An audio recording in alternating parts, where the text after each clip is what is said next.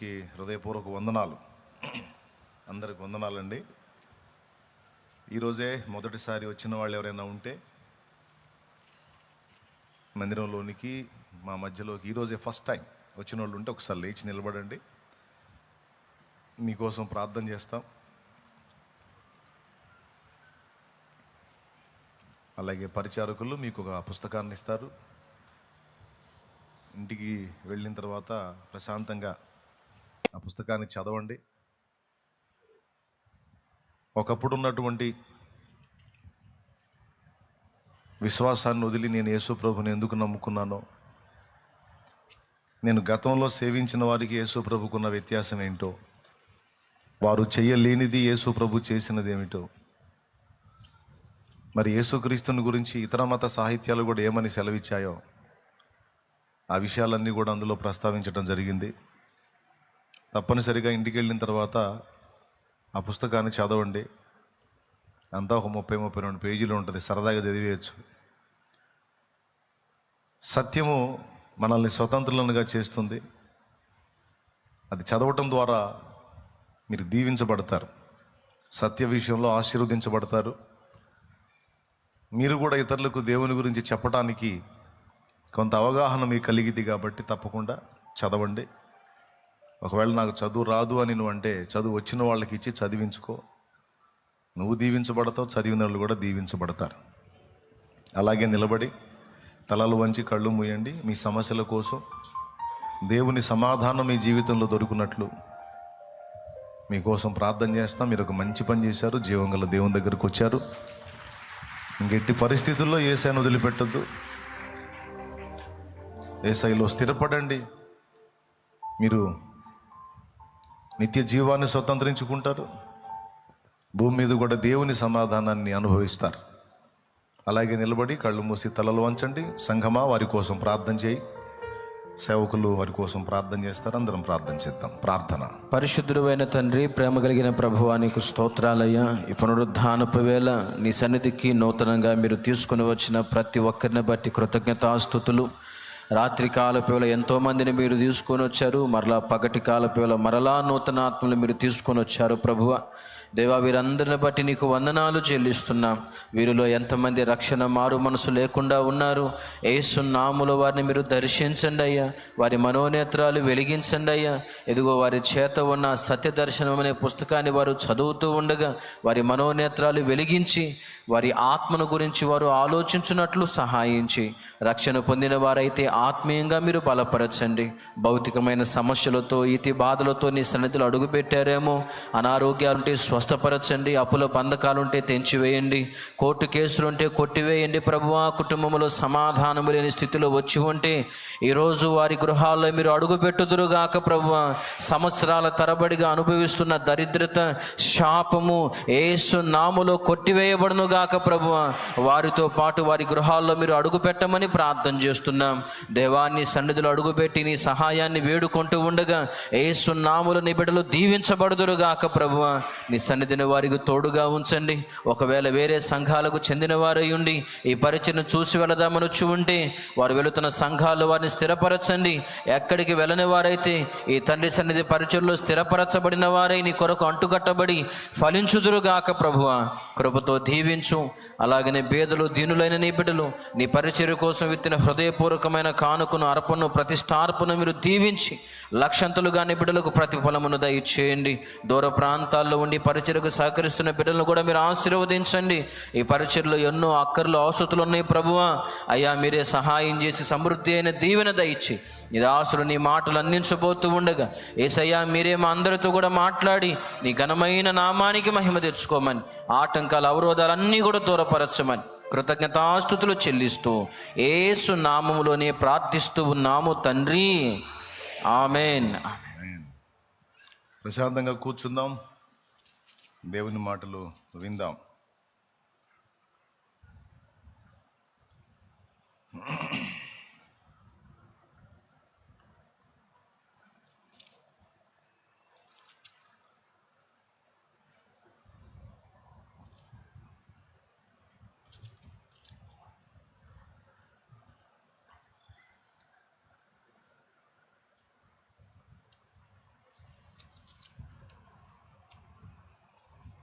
కాసేపు నిశ్శబ్దాన్ని పాటించండి.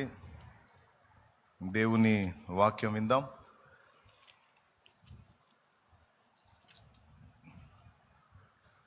వాక్యం జరుగుతున్నప్పుడు అటు ఇటు తిరగొద్దు. పిల్లల్ని సండే స్కూల్లో చిన్నపిల్లల ప్రార్థనలో వదిలేయండి.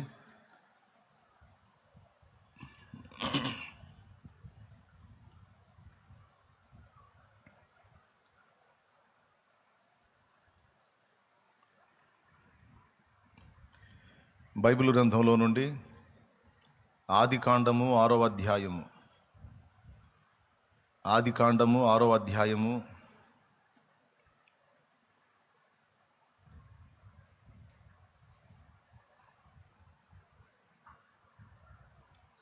5వ వచనాన్ని చదువుతున్నాను, చూడండి. అక్కడ నుంచి కిందికి చదువుతున్నాను.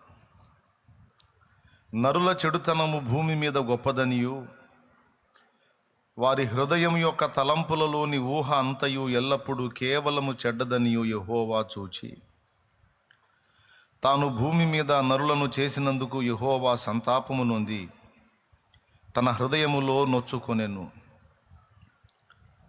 అప్పుడు యెహోవా, నేను సృజించిన నరులను, నరులతో కూడా జంతువులను, పురుగులను, ఆకాశ పక్షాదులను భూమి మీద నుండకుండా తుడిచివేయుదును.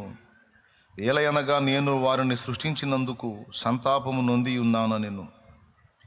అయితే నోవహు యెహోవా దృష్టి యందు కృప పొందిన వాడాయను. చిన్న మాట ప్రార్థన చేసుకుందాం.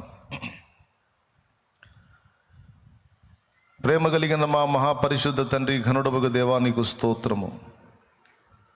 నీ దయాపూర్వక సంకల్పాన్ని బట్టి శుభవేళ మమ్మల్ని అందరినీ రీతిగా సమకూర్చిన విధానం కొరకు స్తోత్రము. రాత్రి వేళ జరిగినటువంటి ప్రార్థనలో నీ శక్తివంతమైన కార్యముల యొక్క అవసరత ఎంత ఉంది, అది ఎందుకు, దాని వలన అనుకూరే ప్రయోజనాలేంటి, దాన్ని పొందుకోవడానికి మేమేం చేయాలి అనేటువంటి సంగతులకు సమాధానం ఇచ్చావు. ఈవేళ మరొక్కసారి నీ పాదాల చెంతకు వస్తుండగా దయతో నాతో మాతో మాట్లాడండి. ఉపదేశాన్ని అడ్డగింపు చూసే సైతాను, దురాత్మ, దయ్యపు అంధకార శక్తుల ప్రభావం యేసు నామములో బంధిస్తున్నాం.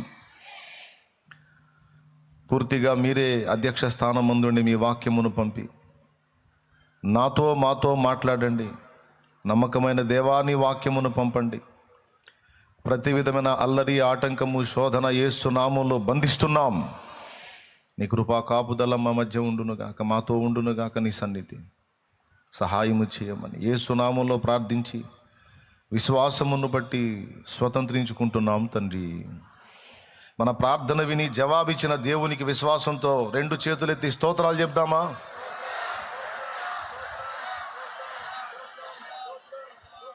ఆమేన్. ప్రభునందు ప్రియులారా, మనం చదువుకున్నటువంటి వాక్య భాగంలో భూమి మీద మనుషుల్ని నిర్మించినందుకు దేవుడు సంతాపపడ్డాడు అని రాస్తుంది. ఆదికాండములో మానవజాతి నిర్మాణము, మానవజాతి పతనము, దేవుని తీర్పులు, తర్వాత మానవజాతిని విమోచించడానికి దేవుని ప్రణాళిక, అందుకోసం దేవుడు ఏర్పరచుకున్న ఒక జనాంగాన్ని కూర్చున్నటువంటి సంగతి మొదలైన వాటితో ఆదికాండం ఉంటుంది. మళ్ళీ చెప్తున్నాను, ఆదికాండంలో దేవుని సృష్టి, మానవజాతి నిర్మాణం, మానవజాతి పతనం, తర్వాత దేవుని తీర్పులు, ఆ తర్వాత మానవజాతిని శాశ్వతంగా విమోచించడానికి దేవుని రక్షణ ప్రణాళిక, దాన్ని నెరవేర్చడానికి ఒక జనాంగమును దేవుడు ఏర్పరచుకొనుట అనే విషయాలతో ఆదికాండం ముగుస్తుంది. ఆదికాండం ప్రారంభం, ముగింపు, మొత్తం పుస్తకం అది. అందులో ఇప్పుడు మనం చదివినటువంటి 6వ అధ్యాయంలో దేవుడు తన తీర్పును వెల్లడి చేయబోయే ముందు అసలు మనుషులను గురించి తను ఎలా ఫీల్ అయ్యాడో ఇక్కడ రాయబడింది. ఎంత నొచ్చుకున్నాడో, ఎంత బాధపడ్డాడో ఇక్కడ రాయబడింది. ఎందుకు నొచ్చుకున్నాడు, ఎందుకు బాధపడ్డాడు అంటే తాను సృష్టించినటువంటి మనుషులు అక్రమాల్లోకి వెళ్ళారట.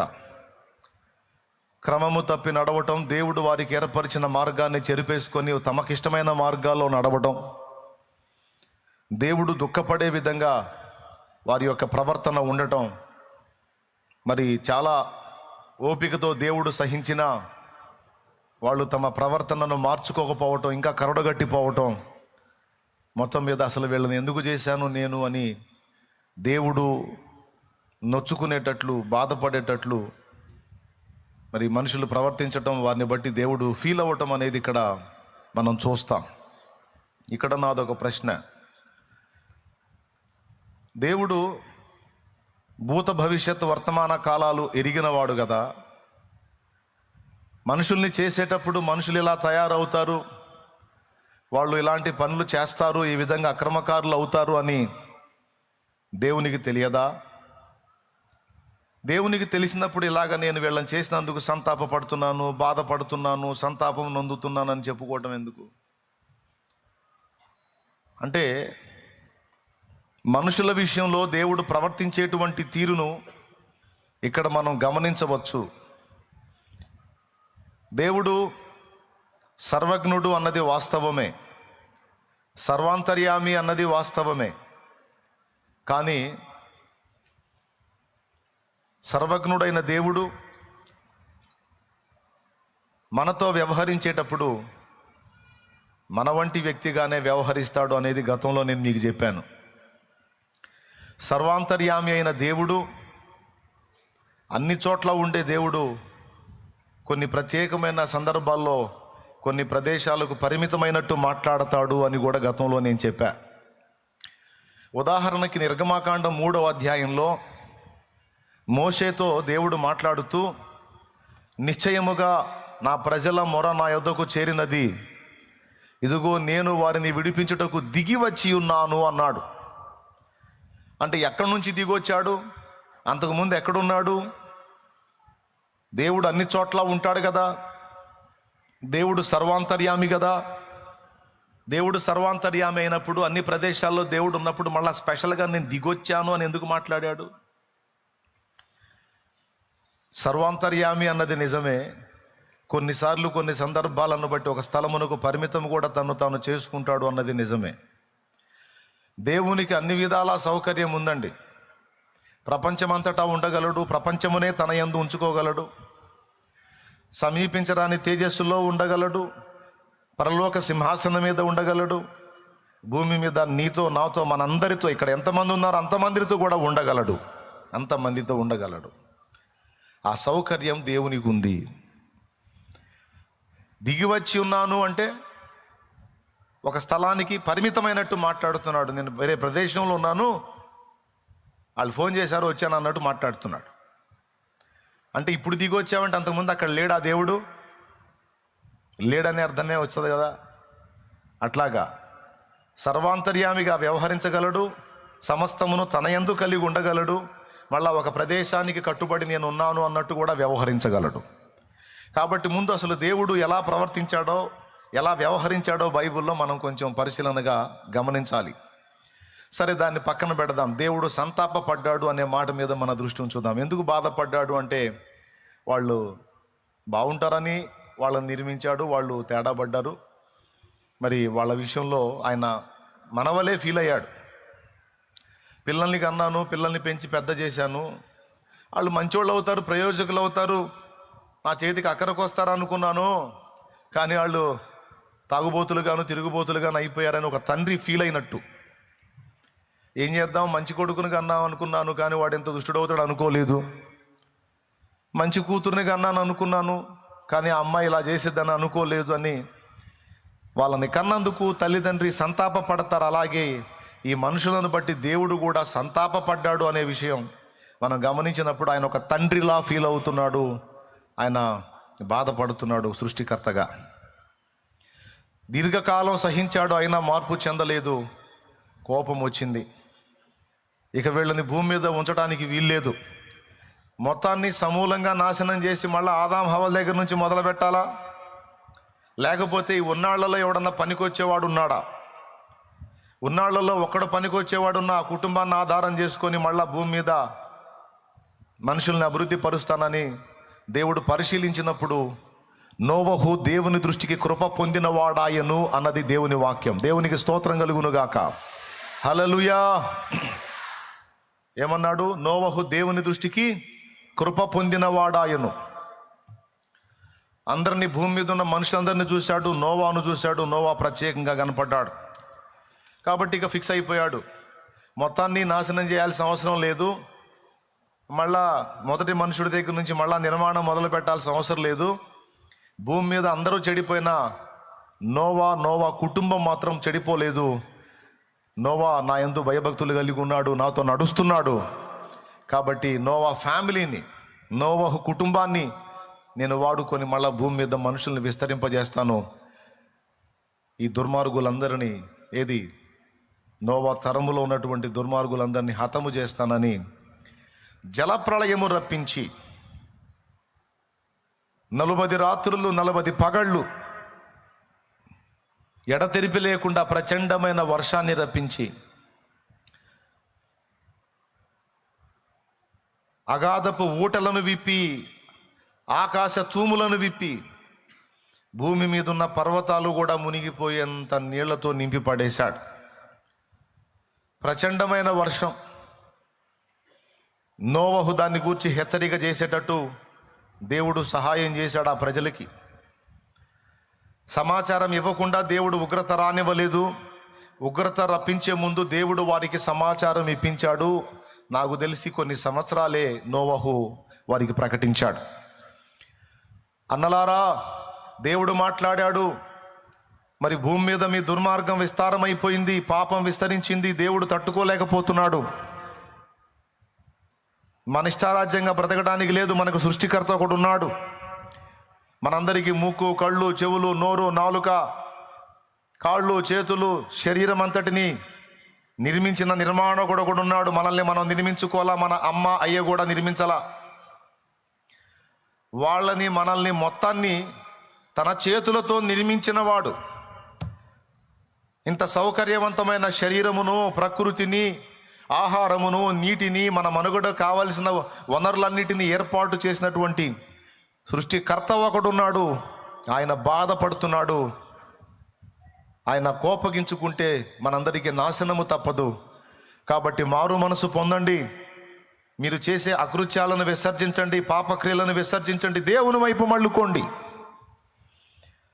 అని వారి విచ్చలవిడి జీవితాన్ని ఖండిస్తూ దేవుని నీతిని ప్రకటించాడు నోవా అని హెబ్రీ పత్రిక 11వ అధ్యాయము 5, 6, 7 వచనాలు మనం చదివితే ఉంటుంది అక్కడ. అయితే వాళ్ళు వినలా. బాగా వినండి, వాళ్ళు వినలా. వినరుగా సావు మూడినోళ్ళు వినరు. ఇప్పుడు మీరు కూడా కొంతమందికి కొన్ని హెచ్చరికలు చెప్తారు. చెప్పినప్పుడు వాళ్ళు తీసుకోరు, వాటిని తీసుకొని దిద్దుకుంటే ధన్యులే. కానీ తీసుకోకుండా మీ కళ్ళ ముందే పతనం అవుతారు. అప్పుడు బాధపడతారు. మీరేమనంటే, చెప్తే విన్నారు కాదు, ఇప్పుడు చూడు ఎంత తలకాయ నొప్పి తెచ్చుకున్నారో అని. అట్లాగా సావు మూడినోడు వినడు. వాళ్ళందరూ నోవా చెప్పినటువంటి సంగతిని విన్నారు కానీ లోబడలేదు. నోవా తన ఫ్యామిలీకి కూడా చెప్పాడు, వాళ్ళు వదిలే, మీరన్నా నా మాట వింటారా? వాళ్ళ దృష్టికి పిచ్చోళ్ళలాగా కనపడుతున్నా, నీ దృష్టికి కూడా పిచ్చోళ్ళలాగా కనపడుతున్నానా? లేదు నాన్న, నువ్వు భక్తిపరుడివి, నువ్వు దేవుని యందు భయభక్తులు కలిగిన వాడివి, దేవునితో నడుస్తున్న వాడివి.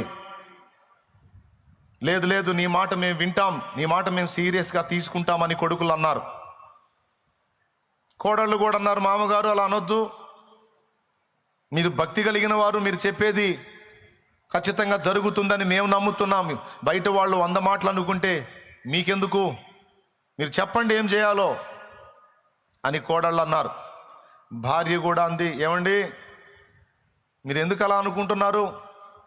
బయట వాళ్ళు ఏదో మాట్లాడతారు, మీరు చెప్పిన నీతి వారికి అర్థం కాలేదు. వారి దుర్మార్గంతో నిండిపోయి ఉన్నారు, క్రోధముతో, విషముతో నిండిపోయి ఉన్నారు, పాపముతో నిండిపోయి ఉన్నారు. కాబట్టి మీరు చెప్పిన వారికి అర్థం కాకపోతే అర్థం కాకపోయి ఉండొచ్చు, కానీ మీరెంత భక్తిపరులో, ఎంత ఆత్మీయులో మీరు దేవునితో నడుస్తున్నారు అన్న సంగతి మాకు తెలుసు. కాబట్టి మీరు చెప్పండి, మేము చేస్తాం, మేము వారిలాగా మిమ్మల్ని తృణీకరించము అని భార్య కూడా అంది. రైట్, అట్లయితే నేను చెప్పినట్టు చేయండి. ఆహారాన్ని, ధాన్యాన్ని మొత్తాన్ని సమకూర్చండి. దేవుడు భూమి మీద ఇంకా కొద్ది కాలంలో ప్రచండమైన వర్షమును పంపబోతున్నాడు. 40 పగళ్ళు 40 రాత్రులు ఎడతెరిపి లేకుండా వర్షం కురవబోతుంది. ఆకాశపు తూములు, అగాధ జలపు ఊటలు దేవుడు విప్పబోతున్నాడు. పర్వతాలు కూడా మునిగిపోయేంత జలప్రళయం రాబోతుంది. ఘోరమైన జలప్రళయం రాబోతుంది. కాబట్టి ఆహార వస్తువులు, ధాన్యం సమస్తాన్ని సిద్ధపరచుకోండి. అలాగే మనమందరము క్షేమముగా ఈ జలప్రళయం నుండి తప్పించుకున్నట్లు ఒక ఓడ కట్టుకుందాం రండి అని ఇక మిగిలిన పనులన్నీ కూడా తక్కువ చేసుకొని తమ రక్షణ కొరకు తాము సిద్ధపడుట అనేది మేజర్గా పెట్టుకొని పని మొదలు పెట్టుకున్నారు. వాళ్ళు సంపాదించిన ధనమంతా వెచ్చించి ఓడ కడతా ఉన్నారు. ఓడ మిగిలిన వాళ్ళ సంపాదనతో ఎంజాయ్ చేస్తున్నారు విచ్చలవిడి, వాళ్ళ ఇష్టం. నోవహును చూసి ఎగతాళి చేశారు, హేళన చేశారు. చివరికి నోవా ఓడ కట్టడం పూర్తయింది. నోవా ఫ్యామిలీ మొత్తం అందులోకి చేరింది. దేవుడు చెప్పాడు, భూమి మీద ఉన్నటువంటి చతుష్పాద జంతువులలోనూ పక్షులలోనూ సమస్తంలోనూ రెండేసి ఆడుది మగది వచ్చేటట్లు నేను చేస్తాను, నువ్వు మొత్తాన్ని ఓడలో చేర్చాలి. ఎందుకంటే తర్వాత నీ నుండి మళ్ళా జనములను నేను రప్పిస్తాను గనుక ప్రకృతి సమతుల్యత కాపాడడానికి, నీతో పాటు కొనసాగటానికి నిన్ను సృజించిన జంతువులు, పశువులు, పక్షులు, పవిత్ర అపవిత్ర జంతువులు మొత్తం కూడా భూమి మీద శేషంగా ఉండేటట్టు ఇలా చేయమని దేవుడు చెప్పాడు. చెప్పినట్లుగా నేను నోవా వాటన్నిటిని ఓడలో చేర్చుకున్నాడు. అంతా లోపలికి చేరారు. దేవుడు చెప్పాడు, వెళ్ళిపోండి లోపలికి, టైం అయింది అని. అంతా లోపలికి చేరిన తర్వాత ఓడ తలుపును దేవుడు మూసేశాడు. తర్వాత ఇక చిన్నగా జలప్రళయం స్టార్ట్ అయింది. అప్పటిదాకా పైనుంచి నీళ్లు పడతాయి అనేది ఒక వింతైన సంఘటన.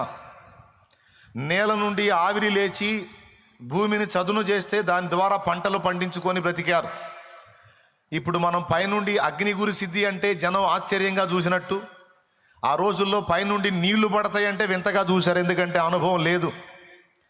కానీ నోవా చెప్పిన ప్రకారం నోవా ఫ్యామిలీ అంతా ఓడలోనికి చేరిన తర్వాత దేవుడు డోర్ క్లోజ్ చేసిన తర్వాత 2 కారణాలను బట్టి క్లోజ్ చేశాడు. ఒకటి, నోవా ఫ్యామిలీ బయటికి రాకూడదు, అలాగే బయట వాళ్ళు ఎవడు కూడా లోపలికి పోకూడదు.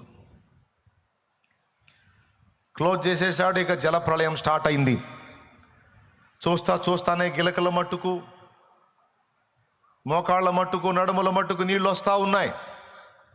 పైనుంచి నీళ్లు పడుతున్నాయి అంటే కింద నుంచి కూడా వస్తున్నాయి, భూమిలో నుండి నీళ్లు వచ్చేస్తున్నాయి, అలాగే ఉబుతూ ఉన్నాయి. కింద నీళ్లు పైన నీళ్లు చూస్తానే మొత్తం మునిగిపోయారు. కేకలేశారు, మొత్తుకున్నారు, కాపాడండి కాపాడండి అని. కాపాడే దిక్కు లేదు. ఎంత విలవిలలాడిన అవకాశము లేదు. దీర్ఘశాంతము కలిగిన దేవుడు చాలా దినాలు, చాలా సంవత్సరాలు ఓపికతో కనిపెట్టాడట. దేవుని దీర్ఘశాంతమును గురించి పేతురు రాసిన పత్రిక 3వ అధ్యాయము 19వ వచనంలో ఇలా వ్రాయబడి ఉంది, దేవుని దీర్ఘశాంతం ఇంకను కనిపెట్టుకుంటుచుండిన దినములలో. 20వ వచనం, దేవుని దీర్ఘశాంతం ఇంకా కనిపెట్టుచుండినప్పుడు పూర్వము నోవహు దినములలో ఓడ సిద్ధపరచబడుచుండగా విధేయులైన వారి యొద్దగనగా అని మొదలుపెట్టాడు. ఆ పైన దేవుని దీర్ఘశాంతం అనే మాట ఉంది. ఆ దీర్ఘశాంతంతో చాలా సంవత్సరాలు కనిపెట్టాడంట. మనలాగా టెంప్ట్ అవడండి దేవుడు. నిద్ర వచ్చిన వాళ్ళు స్తోత్రం చెప్పండి. కొంతమంది చెప్పారు. సరే, ఉదయం మెలకుతో వాళ్ళు చెప్పండి. 2 చేతులు ఎత్తి చెప్పండి నాయనా. మనలాగా తొందరపడి దేవుడు కోపపడడు. దీర్ఘశాంతము చాలా ఓపికతో కాచుకుంటాడు. చివరికి ఓర్పు అయిపోయింది. ఇక తీర్పు స్టార్ట్ అయింది. మొత్తం చచ్చి శవాలై తేలారు. కానీ దేవుని మాట విని దేవుని మాటకు విధేయత చూపినటువంటి నోవా ఫ్యామిలీ మాత్రం క్షేమంగా ఓడలో ప్రయాణం చేస్తూ ఉన్నారు. ఓడ పోతా ఉంది. వెళ్ళి వెళ్ళి వెళ్ళి అరారాతు పర్వతం మీద ఆగింది. దేవునికి స్తోత్రం. తర్వాత భూమి మీద నీళ్ళు ఇంకిపోయిన తర్వాత వాళ్ళంతా బయటకు వచ్చారు. ఆ వచ్చిన తర్వాత వాళ్ళ నుండి జనములు ఉత్పత్తి అయినాయి. ప్రస్తుతం భూమి మీద ఉన్నటువంటి అన్ని దేశముల, అన్ని భాషల, అన్ని జాతుల ప్రజలందరూ ఆ ముగ్గురులో నుంచి వచ్చిన వాళ్ళే. షేము, హాము, యాపెతు అనే ఆ నోవా కొడుకులు ముగ్గురులోంచి వచ్చిన వాళ్ళే ఇప్పుడు భూమి మీద ఉన్న జనములన్నీ వారి నుంచి వచ్చినవే. ఇదండి సింపుల్గా స్టోరీ.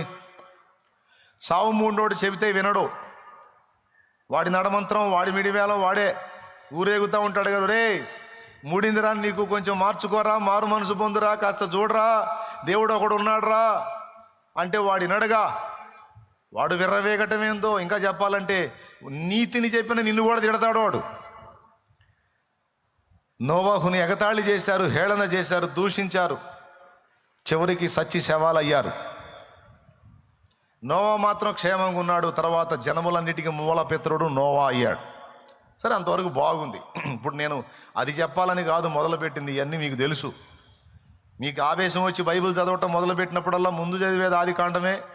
ఆదికాండంలో కనీసం 10 అధ్యాయాలు చదువుతారని నా నమ్మకం. ఆ 10 అధ్యాయాల్లో నేను చెప్పిన మ్యాటర్ దొరికింది మీకు. ఇప్పుడు అది కాదు ఇక్కడ పాయింట్.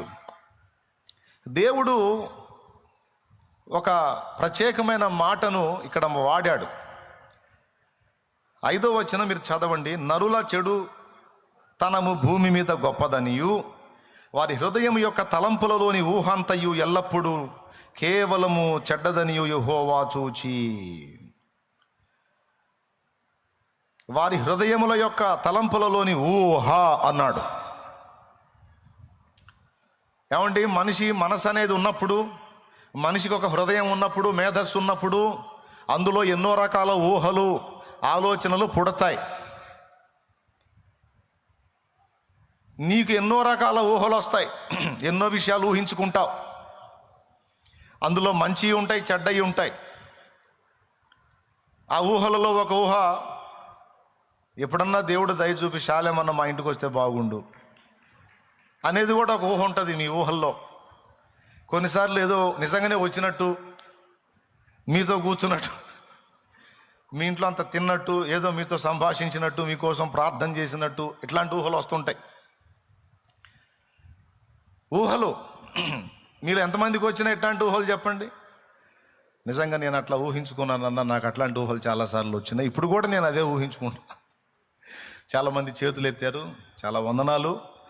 ఇంతమంది ఇళ్లలోకి రావాలంటే నా జీవితకాలం సరిపోతుంది. కాబట్టి ఏమో దేవుడి చిత్తం, దేవుడు తీసుకొస్తే రావచ్చు. అలా ఊహించని రీతిలో కొంతమందికి, ఊహించిన విధంగానే కొంతమందికి నేను అందుబాటులోకి వెళ్ళటం జరిగింది. దేవుని కృప. ఎందుకు సాధ్యం కాదంటే నేనేదో గొప్పవాడని కాదు, మనిషిని కాబట్టి, నేను అన్ని కాలాల్లో మీకు అందుబాటులో ఉండలేను కాబట్టి. కానీ మీకు ఎల్లప్పుడూ అందుబాటులో ఉండే శ్రేష్టమైన వ్యక్తి రాజాదిరాజు నా యేసయ్య. ఆయన నాకంటే శ్రేష్ఠుడు, గొప్పవాడు, పరిశుద్ధుడు, నీతిమంతుడు, నీ కోసం ప్రాణం పెట్టి తిరిగి లేచినవాడు, నాకంటే ఎక్కువగా నిన్ను ప్రేమించినవాడు, నిరంతరం నిన్ను వెంటాడుతున్నవాడు, చాలా మంచివాడు. ఆయన ఎల్లప్పుడూ నీకు అందుబాటులో ఉంటాడు. శాలెమన్న వచ్చినా రాకపోయినా యేసయ్య అయితే నీ ఇంట్లో ఉంటాడు, నీతో ఉంటాడు, నీలో ఉంటాడు. నువ్వేం బాధపడాల్సిన అవసరం లేదు. ఊహల సంగతి చెప్తున్నాను నేను. రకరకాల ఊహలు వస్తాయి. అందులో మంచి ఊహలు ఉంటాయి, చెడ్డ ఊహలు కూడా ఉంటాయి. నీ హృదయములో పుట్టేటువంటి ఊహలను నువ్వు పట్టించుకుంటావా? అన్నిటినీ నువ్వు సీరియస్గా తీసుకుంటావా? అన్నిటినీ నువ్వు పట్టించుకుంటావా? అవి ఏవో వస్తుంటాయి ఆలోచనలు, ఊహలు, అవి ఏముందిలే అని వదిలేస్తావా? లేకపోతే ప్రతిదీ నీకు వచ్చిన ప్రతి ఊహను సీరియస్గా నువ్వు తీసుకుంటావా? మీరు చెప్పండి. సీరియస్గా తీసుకుంటారా, వదిలేస్తారా?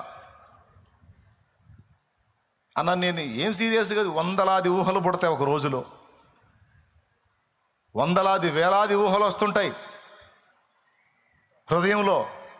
అన్ని ఆడబట్టించుకుంటామన్నా. కొన్నిసార్లు పెందలాడి పోతామేమో అని ఊహ వచ్చిద్ది. కొన్నిసార్లు అప్పులన్నీ తీరిపోయినట్టు ఊహ వచ్చిద్ది.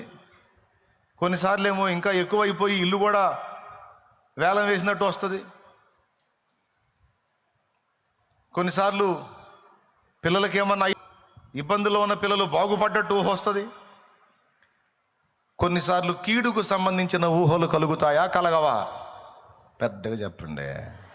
కలుగుతాయా, కలగవా? కొన్నిసార్లు మేలుకు సంబంధించిన ఊహలు, కొన్నిసార్లు కీడుకు సంబంధించిన.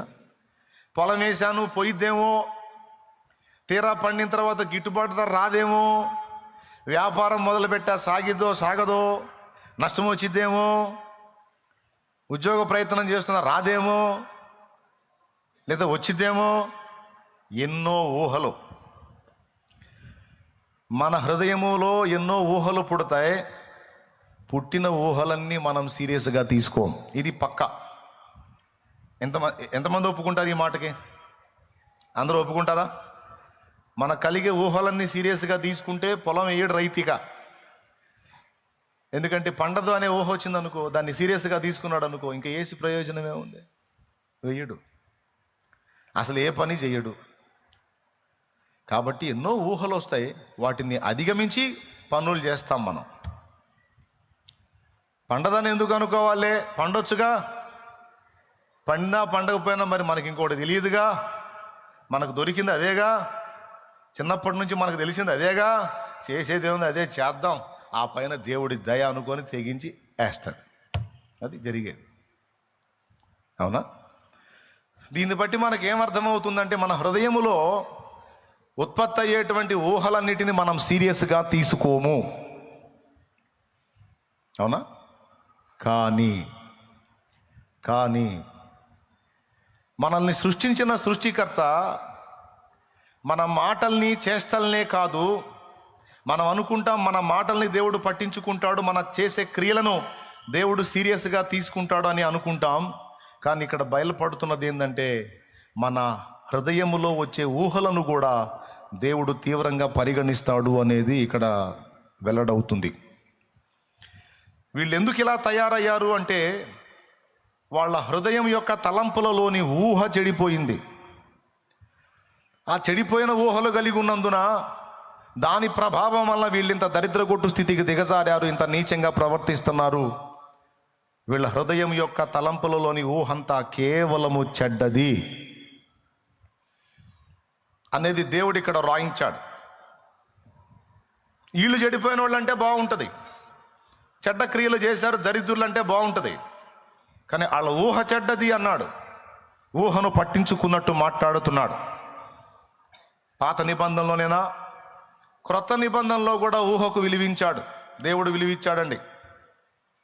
ఒక వచనం ఉంది, ఎక్కడుందో తీస్తే గ్రేటే మీరు. మనము అడుగు వాటి కంటేను, ఊహించు వాటి కంటేను అత్యధికముగా చేయగల దేవుడు అనే మాట క్రొత్త నిబంధనలో పత్రికలో ఉంది. ఎఫెసీ పత్రిక 3వ అధ్యాయము. ఏంది చివరి మాట మింగుతావేంది? ఎఫెసీ పత్రిక 3వ అధ్యాయం 20వ వచనం. మరి మింగుతాడండి. సరే, గట్టిగా చెప్పు. చూడండి, ఒక్కసారి చూడండి. మనలో కార్య సాధకమైన తన శక్తి చొప్పున మనం అడుగు వాటి కంటేను, ఊహించు వాటి కంటేను అత్యధికముగా చేయ శక్తి గల దేవునికి.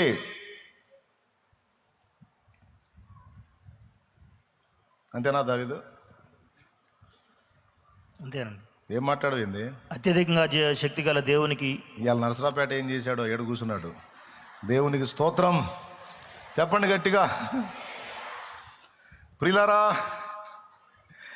క్రొత్త నిబంధనలలో ఎంత స్పష్టంగా మనం అడుగు వాటి కంటేను, ఊహించు వాటి కంటేను అన్నాడు. అక్కడ కూడా ఊహ ప్రస్తావన తీసుకొచ్చాడు. బిడ్డలారా, జాగ్రత్తగా వినాలి. ఒక కీలకమైన విషయం మీకు అందించి ముగిస్తాను. అసలుగా రాత్రి కష్టపడి మీరు ఆన్లైన్ చేశారు. మళ్ళీ మిమ్మల్ని ఇప్పుడు ఇబ్బంది పెట్టను. నేను చాలా మంచోడిని, అది నిరూపించుకుంటా ఈరోజు, 1 గంట లేట్ అయినా. మీరు జాగ్రత్తగా వినాలి. క్రొత్త నిబంధనలో కూడా ఊహ ప్రస్తావన తెచ్చాడు, పాత నిబంధనలో ఊహ ప్రస్తావన తీసుకొచ్చాడంటే మన ఊహలను కూడా దేవుడు పట్టించుకుంటాడు అనేది సున్నితమైన అంశం. మనం దేవుని దగ్గరకు వచ్చినప్పుడు లేదా మనుషుల దగ్గరికి వెళ్ళినప్పుడు మనం ఇంత అడుగుదాం అనుకుంటాం, మనం ఇంత అడిగితే వాళ్ళు ఇంత ఇచ్చే అవకాశం ఉంది అనుకుంటాం, అవునా? అలాగే దేవుని దగ్గరికి వెళ్ళి దేవుణ్ణి అడుగుదాం అనుకుంటాం, ఇంత అడుగుదాం దేవుడు ఇంత ఇచ్చే అవకాశం ఉంది. మనుషుల్లో కొంతమంది మంచోళ్ళు ఉంటారండి, మనం అడిగిన దానికంటే ఎక్కువ సాయం చేస్తారు. మనం కూడా కకృతిగా ఎక్కువ అడగకుండా మనకు తగినంత మనం అడిగినప్పుడు వాళ్ళు కకృతిగా అడగలేదు,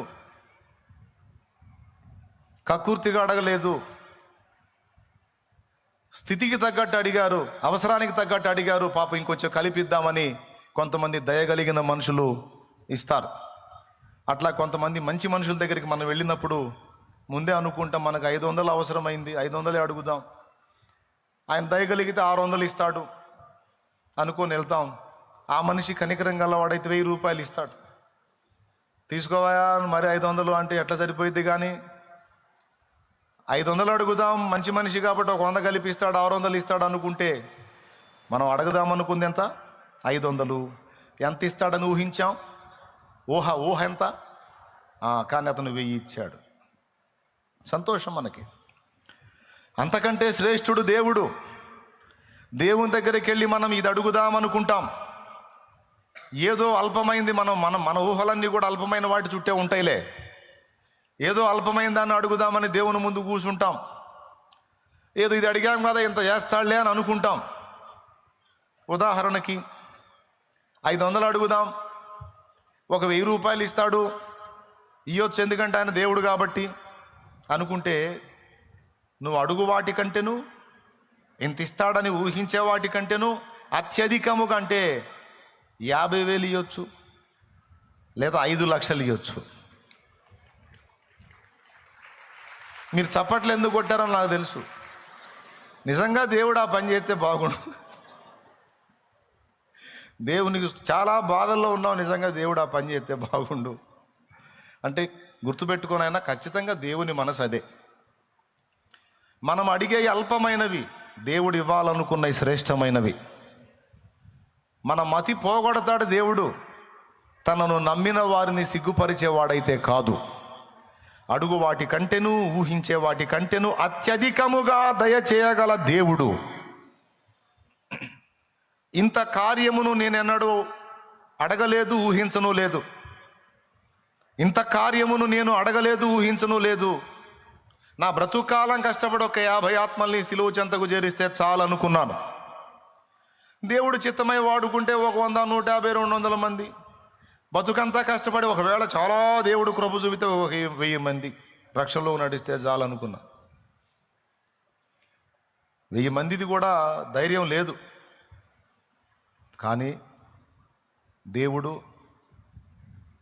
ఎంత కార్యం చేశాడో ఇప్పుడు నేను చెప్పలేను. అర్థమైందా? విమర్శించే నోళ్ళు అన్నీ కలిపి కూడా కొన్నే ఉంటాయి, అవి 10ల సంఖ్యలోనే ఉంటాయి విమర్శించే నోళ్ళు.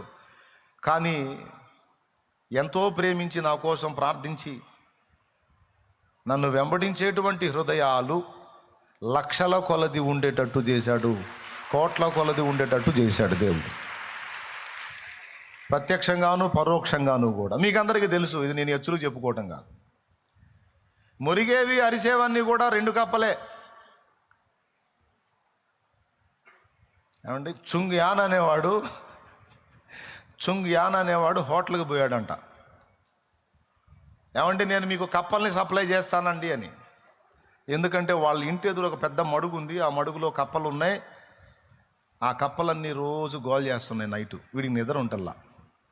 ఎట్లనన్నా కానీ ఈ కప్పలన్నిటిని తీసుకెళ్ళి హోటల్ సప్లై చేయాలా అని ఫిక్స్ అయిపోయి హోటల్లో అడిగాడు, నేను మీకు కప్పల్ని సప్లై చేస్తానండి. చైనాలో కప్పల్ని తింటారు, మీకు తెలుసు కదా, కప్పల్ని తింటారు, ఏమాత్రం అనుమానం లేకుండా తింటారు. ఒకవేళ నువ్వు చైనాకి మిషనరీగా పోతే నువ్వు కూడా కప్పలు తినాల్సిందే. నువ్వు అడిగినవి బెటర్ అక్కడ. ఇదేంది కప్పచ్చి పాడు అన్నావు అనుకో, ఇంకాడ సేవ చేయలేవు. స్తోత్రం అనుకోవటం. మరి చైనాకి మిషనరీగా సేవకి వెళితే నువ్వు తినాలి, తప్పదు.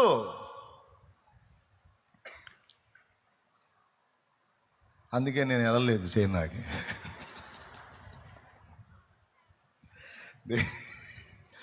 దాన్ని ఆడ తింటామండి, దాన్ని చూస్తేనే ఒళ్ళంతా ఒక రకంగా అయిపోయింది.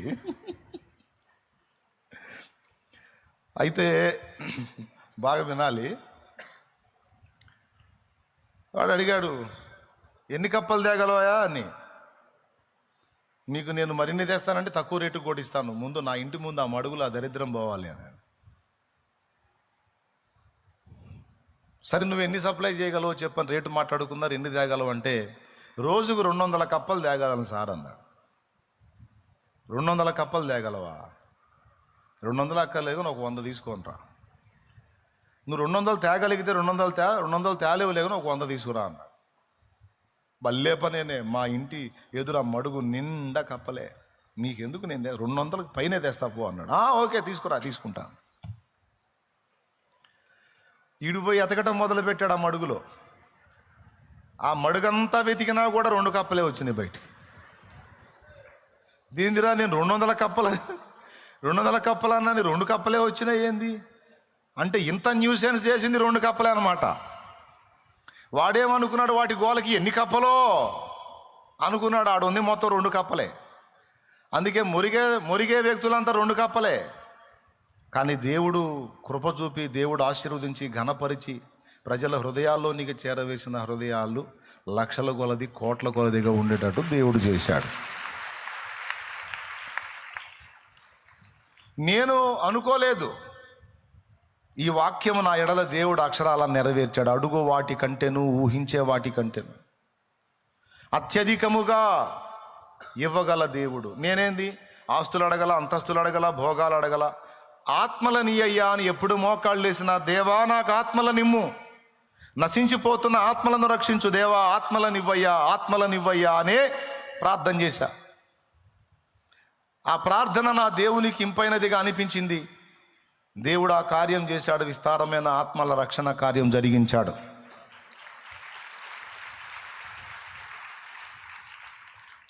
నా ఎడలైతే ఆ కార్యం నేను అనుభవిస్తున్నా, నీకు కూడా చెప్తున్నా. నువ్వు అడిగిన వాటికంటే, ఊహించే వాటికంటే అత్యధికముగా నీకు దాచిపెట్టి ఇయ్యగలడు ఆయన. నువ్వేమి కంగారు పడొద్దు, కృంగిపోవద్దు, ఏదేదో ఆలోచనలు చేయొద్దు. ప్రస్తుతం నీవు అనుభవిస్తున్న ప్రస్తుత పరిస్థితులను చూడొద్దు. దేవుడు నీకు దాచి ఉంచిన శ్రేష్ఠ భవిష్యత్తును దేవుడు చూస్తున్నాడు. నువ్వు కూడా దేవుని కోణంలో చూడటం నేర్చుకో, నెమ్మది కలిగి బతుకుతావు. ప్రస్తుతం నువ్వు ఎదుర్కొంటున్న శ్రమలను, సమస్యలను, బాధలను మాత్రమే చూసావనుకో, అసలు బతకాలనిపించదు, సావాలనిపించింది. స్తోత్రం. ఏమనిపించింది? అసలు బతకాలనిపించదు, చచ్చిపోతే పోయింది. దేవుడా నా అంతటా నేను చేస్తే నరకానికి పోతాను, నా ప్రాణం నువ్వే తీసుకొని ప్రార్థనలు కూడా చేస్తుంటావు. నువ్వు ప్రస్తుత పరిస్థితులను నీవు లక్ష్య పెట్టొద్దు. దేవుడు నీకు సిద్ధపరిచిన భవిష్యత్తు శుభప్రదమైందని విశ్వసించు. శ్రేష్టంగా నా తండ్రి నిన్ను ఆశీర్వదించి నీ తలనెత్తుతాడు. నువ్వు అడిగింది కొంచెం ఆనాడు నీకు అర్థమైంది. అయ్యయ్యో నేను అప్పుడు అడిగానండి, నేను మంచి వ్యాపారం దొరికింది, దాన్ని ఆశీర్వదించు ప్రభువా అని అడిగా. సేవలోకి రాకముందు నిజంగా దేవుడు ఆమెను అన్నట్టయితే ఇప్పటికీ అక్కడే కూర్చునేవాడిని, దుమ్ములో ధూళ్ళలో. దేవుడు ఆమెను అల్లా, ఒరే నిద్రమోహవాడా నువ్వు ఆగురా అన్నాడు. దేవునికి స్తోత్రం. ఎక్కడ దొరికేవరా నువ్వు? ఎన్ని జన్మలెత్తినా దొరకని భాగ్యం రా. ఎన్నో జన్మలు లేవలే, ఒకటే జన్మ. దొరకని భాగ్యం నీకు అందేటట్టు నేను చేస్తా. నువ్వు అదెందుకు చేయలేదు, ఇదెందుకు చేయలేదు, అలా ఎందుకు చేయలేదు, ఎలా ఎందుకు చేయలేదు, నేను ఈ ప్రయత్నం చేస్తే నువ్వు ఎందుకు సఫలం చేయలేదని అనొద్దు. నువ్వు నాకు వేరే ప్లాన్ ఉంది, నువ్వు అట్లా ఉండు, నేను చేస్తా కదా అంటాడు ఆయన. నా ప్రణాళిక ఏదో నాకుంది, నువ్వెందుకు టెన్షన్ అవుతున్నావు?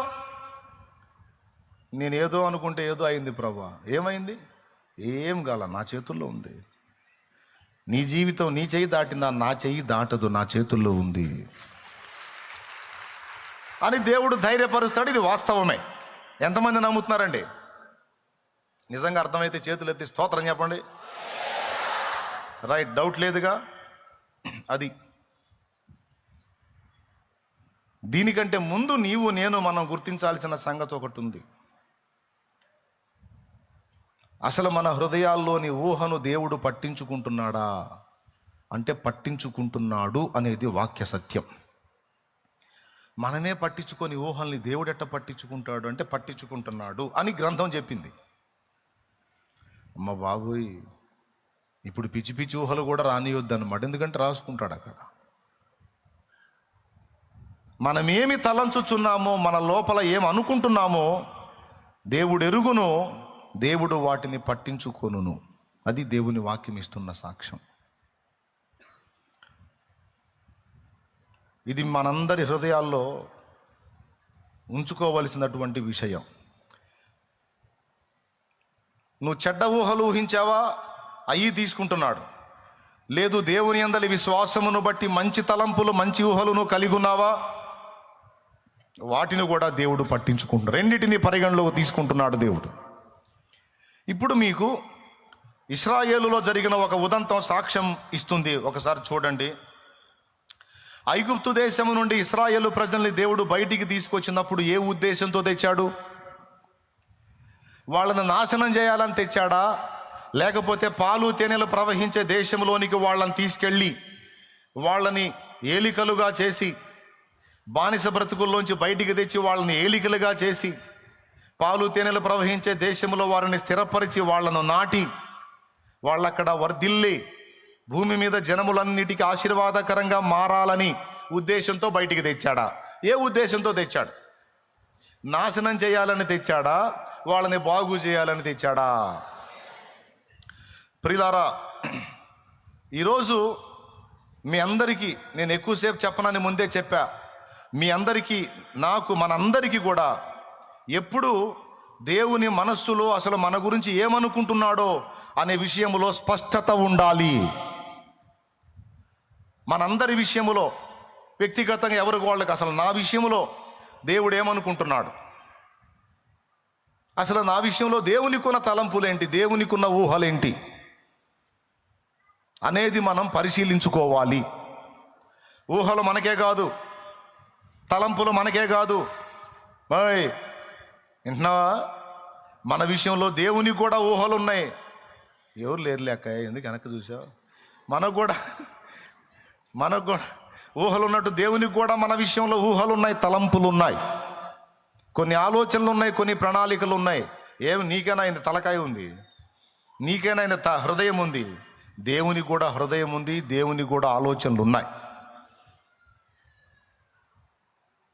నీ పిల్లల గురించి నువ్వేమేమి ఊహలు ఊహిస్తావో, ఏమేమి ఆలోచనలు చేస్తావో, వాళ్ళ భవిష్యత్తును గురించి ఎలాంటి తలంపులు నువ్వు కలిగి ఉంటావో, మరి నిన్ను గన్న తండ్రిగా, నన్ను గన్న తండ్రిగా మన దేవునికి మన మీద ఊహలు ఉండవా, తలంపులు ఉండవా? ఉంటాయా, ఉండవా? వాటిని మనం గ్రహించాలి. ఈ ఒక్క మాట మీరు కరెక్ట్గా కానీ తీసుకోగలిగినట్లయితే, నిజంగా ఆ కోణంలో ఆలోచించగలిగినట్లయితే, మీకు అసలు ఇక హృదయంలో ఇబ్బంది, వేదన అనేదే ఉండదు. ఇది మీకు అర్థం కాకపోతే మాత్రం ఆ వేదనలోనే బతుకుతారు. మళ్ళీ ఒకసారి చెబుతా, మనందరినీ సృష్టించిన సృష్టికర్తగా, మన కోసం ప్రాణం పెట్టిన రక్షకుడుగా, సంఘముగా మనందరినీ సమకూర్చిన ప్రభువుగా, మన భూమి మీద జీవితానికి సంబంధించి, నిత్యత్వానికి సంబంధించి రెండు విషయాల్లో కూడా దేవునికి ఊహలున్నాయి, తలంపులున్నాయి. దేవుడే అంటున్నాడు, నీకే కాదురా కోరికలు, ఊహలు, తలంపులు, ఆలోచనలు నాకు కూడా ఉన్నాయి, నాకు కూడా కోరికలు ఉన్నాయి, నాకు కూడా ఇష్టాలు ఉన్నాయి, తలంపులు ఉన్నాయి, ఊహలు ఉన్నాయి అని. అవునా ప్రభువా? ఇప్పుడు ఎవరికి వాళ్ళు అడగండి దేవుణ్ణి, అసలు నా గురించి నీ ఊహలేంది దేవా, నా గురించి నీ తలంపులేంది దేవా, అసలు నా గురించి నువ్వేమనుకుంటున్నావు దేవా, నన్ను ఏం చేయాలనుకుంటున్నావు ప్రభువా అని అడగండి. ఆ కోణంలో ఆలోచించండి. అప్పుడు మీకేమర్థమైద్దో తెలుసా? దేవుడు నీ గురించి కలిగి ఉన్న ఊహలు, తలంపులు బహు గొప్పవి. బానిసలాగా నువ్వు ఉండాలని దేవుడు ఊహించుకుంటున్నాడా, కోరుకుంటున్నాడా? లేకపోతే నువ్వు ఏలిక కావాలని దేవుడు కోరుకుంటున్నాడా? అసలు నీ విషయంలో దేవుని ఊహేంది? నువ్వు బానిసగా ఉండాలన్నా ఏలికగా ఉండాలనే? అందరు చెప్పాలి. రైట్. నువ్వు శాపాన్ని అనుభవించాలని దేవుడు ఊహించుకుంటున్నాడా, తలంచుచున్నాడా? లేకపోతే శాపగ్రస్తమైన అనుభవాల్లోంచి విడుదల పొంది నీవు ఆశీర్వాదంగా ఉండాలి, అనేకులకు ఆశీర్వాద కారణంగా ఉండాలని అనుకుంటున్నాడా? అసలు ఏమనుకుంటున్నాడు ఆయన? ఆశీర్వాదకరంగా శపించబడాలని, దరిద్రగొట్టు స్థితికి దిగజారాలని, శాపాన్ని అనుభవించాలని, శాపంలో బ్రతకాలని దేవుడు కోరుకుంటున్నాడా? అసలు ఎప్పుడన్నా అనుకుంటాడా? రైట్. 2. మూడవది, నువ్వు అగచాట్ల మారి బతకాలని దేవుడు కోరుకుంటాడా? లేకపోతే ఆనందకరమైన జీవితం జీవించాలని దేవుడు కోరుతున్నాడా? ఇక ఇప్పుడు ఈ కోణంలో మనం ఆలోచిస్తే ఒక్కటి కూడా నెగిటివ్ తలంపు మన విషయంలో దేవుడు కలిగి ఉన్నట్టు మనం గుర్తించలేం. నేను చెప్పిన కోణంలో దేవుని తలంపులను మనం కానీ పరిశీలించుకుంటే ఒక్కటంటే ఒక్క విషయంలో కూడా మన విషయంలో నెగిటివ్ తలంపు దేవుడు కలిగి ఉన్నట్టు నీవు గుర్తించలేవు.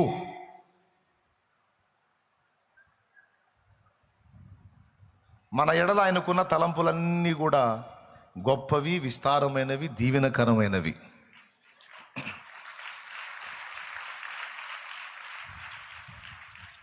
అవునా?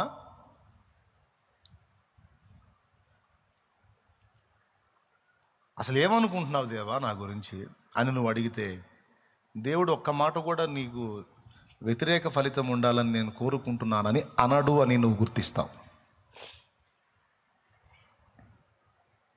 కానీ కొన్నిసార్లు మనం ఈ దైనందిన జీవితంలో మనం ప్రయాణం చేసేటప్పుడు మనకి ఎదురయ్యే షాకుల దెబ్బకి, ఎదురయ్యే పరిస్థితుల దెబ్బకి, ఒడిదుడుకుల దెబ్బకి అసలు మన గురించి దేవుడు ఏం ఊహిస్తున్నాడో అన్న ఊహలను కూడా మనం తారుమారుగా అర్థం చేసుకునే ప్రమాదం ఉంది. మనం ఎదుర్కొనేటువంటి ప్రతికూల పరిస్థితులను బట్టి దేవుణ్ణి మనం నెగిటివ్ కోణంలో అర్థం చేసుకునే అవకాశం ఉంది. ఆ పని ఇశ్రాయేలీలు చేశారు. కనాను దేశమును సమీపించినప్పుడు గోత్రానికి ఒకటి చొప్పున 12 గోత్రాలకు 12 మందిని స్తోత్రం చెప్పినానా 12 గోత్రాలకు 12 మందిని ఎంపిక చేసి, మీరు వెళ్ళి వాగ్దాన దేశం ఎలా ఉందో చూడండి, ఆ దేశపు పండ్లలో కొన్ని తీసుకొని రండి, 40 దినములు సంచరించి మొత్తం సమాచారం తీసుకొని రండి అని ఈ 12 మందిని పంపించారు. 40 రోజులు సంచరించారు. ఆ దేశపు పండ్లు కొన్ని తీసుకున్నారు, వచ్చారు. సంఖ్యాకాండం ఒకసారి తీసుకోండి, చెప్తా.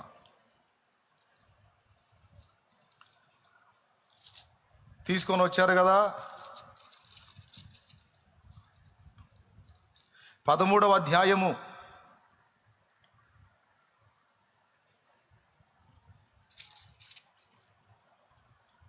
13వ అధ్యాయము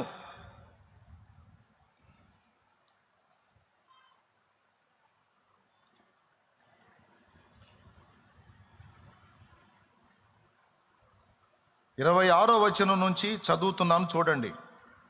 అట్లు వారు వెళ్ళి పారాను అరణ్యమందు సర్వ సమాజమునొద్దకును వచ్చి వారికిని ఆ సర్వ సమాజమునకును సమాచారము తెలియజెప్పి ఆ దేశపు పండ్లను వారికి చూపించిరి. వారు అతనికి తెలియపరచినదేమనగా, నీవు మమ్మను పంపిన దేశమునకు వెళ్ళితిమి, అది పాలు తేనెలు ప్రవహించు దేశమే, దాని పండ్లు ఇవి. అయితే ఆ దేశములో నివసించు జనులు బలవంతులు, వారి పట్టణములు ప్రాకారము గలవి, అవి మిక్కిలి గొప్పవి. మరియు అక్కడ ఆనాకీయులను చూచితిమి. అమాలేకీయులు దక్షిణ దేశములో నివసించుచున్నారు, హిత్తీయులు, యెబూసీయులు, అమోరీయులు కొండ దేశములో నివసించుచున్నారు, కనానీయులు సముద్రమునొద్దను యోర్దాను నదీ ప్రాంతములలో నివసించుచున్నారని చెప్పిరి. కాలేబు మోషే ఎదుట జనులను నిమ్మళపరచి, మనము నిశ్చయముగా వెళ్ళుదము, దాన్ని స్వాధీనపరచుకుందుము, దాన్ని జయించుటకు మనకు శక్తి చాలుననెను. అయితే అతనితో కూడా పోయిన ఆ మనుషులు, ఆ జనులు మనకంటే బలవంతులు, మనము వారి మీదికి పోజాలమనిరి. మరియు వారు తాము సంచరించి చూచిన దేశమును గూర్చి ఇశ్రాయేలీయులతో చెడ్డ సమాచారము చెప్పి, మేము సంచరించి చూచిన దేశము తన నివాసులను భక్షించు దేశము, దానిలో మాకు కనబడిన జనులందరూ ఉన్నత దేహులు, అక్కడ నెఫీలీయుల సంబంధులైన ఆనాకు వంశపు నెఫీలీయులను చూచితిమి, మా దృష్టికి మేము మిడతల వలె ఉంటిమి, వారి దృష్టికి అట్లే ఉంటిమనిరి. బాగుంది. వెళ్ళారు, వచ్చారు, సమాచారం చెప్పారు. ఒకడన్నాడు, మనకి శక్తి చాలు, మనం పోయి కొట్టేస్తాం, దాన్ని స్వాధీనపరుచుకుంటాం. దేవుడు నిజంగా మనకు వాగ్దానం చేసిన దేశం పాలు తేనెలు ప్రవహించే దేశమే. పండ్లు చూడండి ఎంత పండ్లు ఉన్నాయో. ఒక ద్రాక్ష గెలను ఇద్దరు మోయాల్సి వచ్చింది. వేళ్లతో మనం పట్టే ద్రాక్ష గెలను ఇద్దరు మనుషులు దండెతో మోయాల్సి వచ్చిందంటే ఎంత సారవంతమైన భూమో, ఎంత అద్భుతమైన పంటలు పండే స్థలమో దీన్ని బట్టే మీకు అర్థం చేసుకోవచ్చు. కాబట్టి మనం వెళ్ళి దాన్ని స్వాధీనపరుచుకుందాం. దేవుడు వాగ్దానం చేశాడు కదా అని కాలేబంటే మిగిలిన వాళ్ళు అన్నారు, లేదు లేదు, దాని మీదకి మనం పోజాలము. వాళ్ళు ఎంత పొడుగున్నారు అనుకున్న వాళ్ళు మమ్మల్ని చూస్తే మిడతల్లాగా ఉన్నాం, మేము మా దృష్టికి అంతే ఉన్నాం, వాళ్ళ దృష్టికి కూడా మిడతల్లాగా ఉన్నాం. కాబట్టి మనం వాళ్ళని జయించి దాన్ని స్వాధీనపరచుకున్నాం. ఇది పెద్ద విషయం, అయిపోయింది మన పని అన్నారు. ఎప్పుడైతే, వినండి బాగా, ఎప్పుడైతే వీళ్ళు ఈ సమాచారం చెప్పారో, ఏమండి, 10 మంది మాట్లాడితే దానికి బలం ఎక్కువ, ఒకడిద్దరు మాట్లాడితే బలం తక్కువ.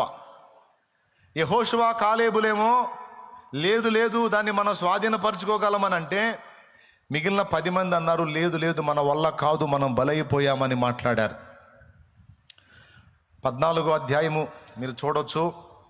అప్పుడు ఇశ్రాయేలు జనం అన్న మాటలు ఒక్కసారి మీరు చూడండి. ఒకసారి సంఖ్యాకాండము 14వ అధ్యాయము 1వ వచనం నుంచి. అప్పుడు సర్వ సమాజము ఎలుగెత్తి కేకలు వేసెను. ప్రజలు ఆ రాత్రి ఎలుగెత్తి ఏడ్చిరి. మరియు వాళ్ళు అంటున్నారు, ఇశ్రాయేలీయులందరూ మోషే అహరోనులపైన సణుగుకొందిరి. ఆ సర్వ సమాజము, అయ్యో, ఐగుప్తులో మేమేల చావలేదు, ఈ అరణ్యమందు మేమేల చావలేదు, మేము కత్తివాత పడున్నట్లు యెహోవా మమ్మును ఈ దేశంలోనికి ఏల తీసుకొని వచ్చెను, మా భార్యలు మా పిల్లలు కొల్లపోవుదురు, తిరిగి ఐగుప్తుకు వెళ్ళుట మాకు మేలు కాదా అని వారితో అనిరి. అవండి, వారు మనము ఒక నాయకుని ఒకని నియమించుకొని ఐగుప్తునకు తిరిగి వెళ్ళుదామని ఒకరితో ఒకడు చెప్పుకొనగా. ప్రియులారా, జాగ్రత్తగా వినాలి. ఎప్పుడైతే మనం దాన్ని స్వాధీనపరచుకోలేము, అది డేంజర్ ప్రదేశం, అక్కడ నెఫీలీ జాతి మనుషులు ఉన్నారు, ఇంత పొడుగోళ్ళు ఉన్నారు అని వీళ్ళు ఎప్పుడైతే చెప్పారో వీళ్ళ గుండెలు అవిసిపోయినాయి. ఇశ్రాయేలు సర్వ సమాజము, లక్షలాది మంది ప్రజలు ఒక్కసారిగా గగ్గోలు పెట్టారు, గొడవ చేశారు. మోషే అహరోనుల మీద సణిగారు, అంతటితో ఆగల, యెహోవా మీద కూడా సణిగారు. బాగా వినండి. దేవుడి మీద సణిగి వాళ్ళు పలికిన మాటలు దేవుణ్ణి చాలా బాధ పెట్టినాయి. అసలు దేవుడు ఏమనుకున్నాడు వాళ్ళ గురించి, కానీ వాళ్ళు ఏమనుకుంటున్నారు దేవుని ఆలోచనల గురించి. దేవుడంట వాళ్ళందరినీ ఆ దేశానికి తీసుకొచ్చి కత్తివాత చేత చంపించాలని తెచ్చాడంట. ఒకటి, వాళ్ళ భార్యల్ని శత్రువులకు అప్పగించాలని తెచ్చాడంట. వాళ్ళ పిల్లల్ని కొల్ల సొమ్ముగా బానిసలుగా ఆ ప్రజలకు అప్పగించాలని తెచ్చాడంట. మొత్తం మీద టోటల్గా వాళ్ళ ఊహ ఏంటంటే, ఇప్పుడు దేవుడి గురించి, వాళ్ళ దేవుడిని గురించి అంటున్న మాట, మమ్మల్ని నాశనం చేయాలని తెచ్చాడు ఈడికి అన్నారు. ఎందును బట్టి ఈ మాట అన్నారంటే, వాళ్ళు విన్నదాన్ని బట్టి, వాళ్ళు విన్న చెడ్డ సమాచారమును బట్టి, వాళ్ళు ఎదుర్కొన్న సమస్యను బట్టి, వాళ్ళు ఎదుర్కొన్న శోధనను బట్టి. నిజంగానే దేవుడు అలాగే ఊహించుకున్నాడా? అసలు దేవుని ఊహ ఏంటి? వాళ్ళు అనుకున్నది ఏంటి? ఈరోజు మనం కొన్ని సన్నివేశాలు ఎదుర్కొన్నప్పుడు, మనం కొన్ని ఇబ్బందులు ఎదుర్కొన్నప్పుడు, కొన్నిసార్లు మనకు కూడా ఇలాంటి దుష్ట తలంపులు వచ్చే అవకాశం ఉంది. ఇశ్రాయేలీయుల కంటే మనమేం గొప్ప కాదు. వాళ్ళు మనుషులే, మనం మనుషులమే. వాళ్ళు దేవుని చేత నడిపించబడ్డోళ్లే, మనం దేవుని చేత నడిపించబడుతున్నోళ్ళమే. వాళ్ళు కొన్ని ఇబ్బందుల్లో ప్రయాణం చేశారు, మనం కూడా కొన్ని ఇబ్బందుల్లో ప్రయాణం చేస్తున్నాం. ఇబ్బందులు ఎదురైనప్పుడు వాళ్ళు ఎలాగైతే గలగల మాట్లాడారో మనం కూడా కొన్ని ప్రతికూలతలు ఎదురైనప్పుడు మనం కూడా గలగల మాట్లాడే ఛాన్స్ ఉంది. అయితే ఇక్కడ దేవుడు వాటిని పట్టించుకుంటున్నాడు అనే విషయం మనం మర్చిపోకూడదు. అంటే దేవుడు ఎలా ఫీల్ అయ్యాడంటే, అరే నిజంగా నేను అలానే అనుకున్నానా మీ విషయంలో? అసలు నేను ఏమనుకున్నానో నీకు తెలుసా? తెలిసినట్టు మాట్లాడేస్తున్నారు మీరు. అసలు ఏ ఉద్దేశంతో నేను మిమ్మల్ని బయటికి తెచ్చాను? ఇంతకాలం మిమ్మల్ని అన్ని విధాలా నేను ఎలా కాపాడుతూ వచ్చాను? ఏ ఉద్దేశం కడుపులో పెట్టుకొని ఇదంతా చేశాను?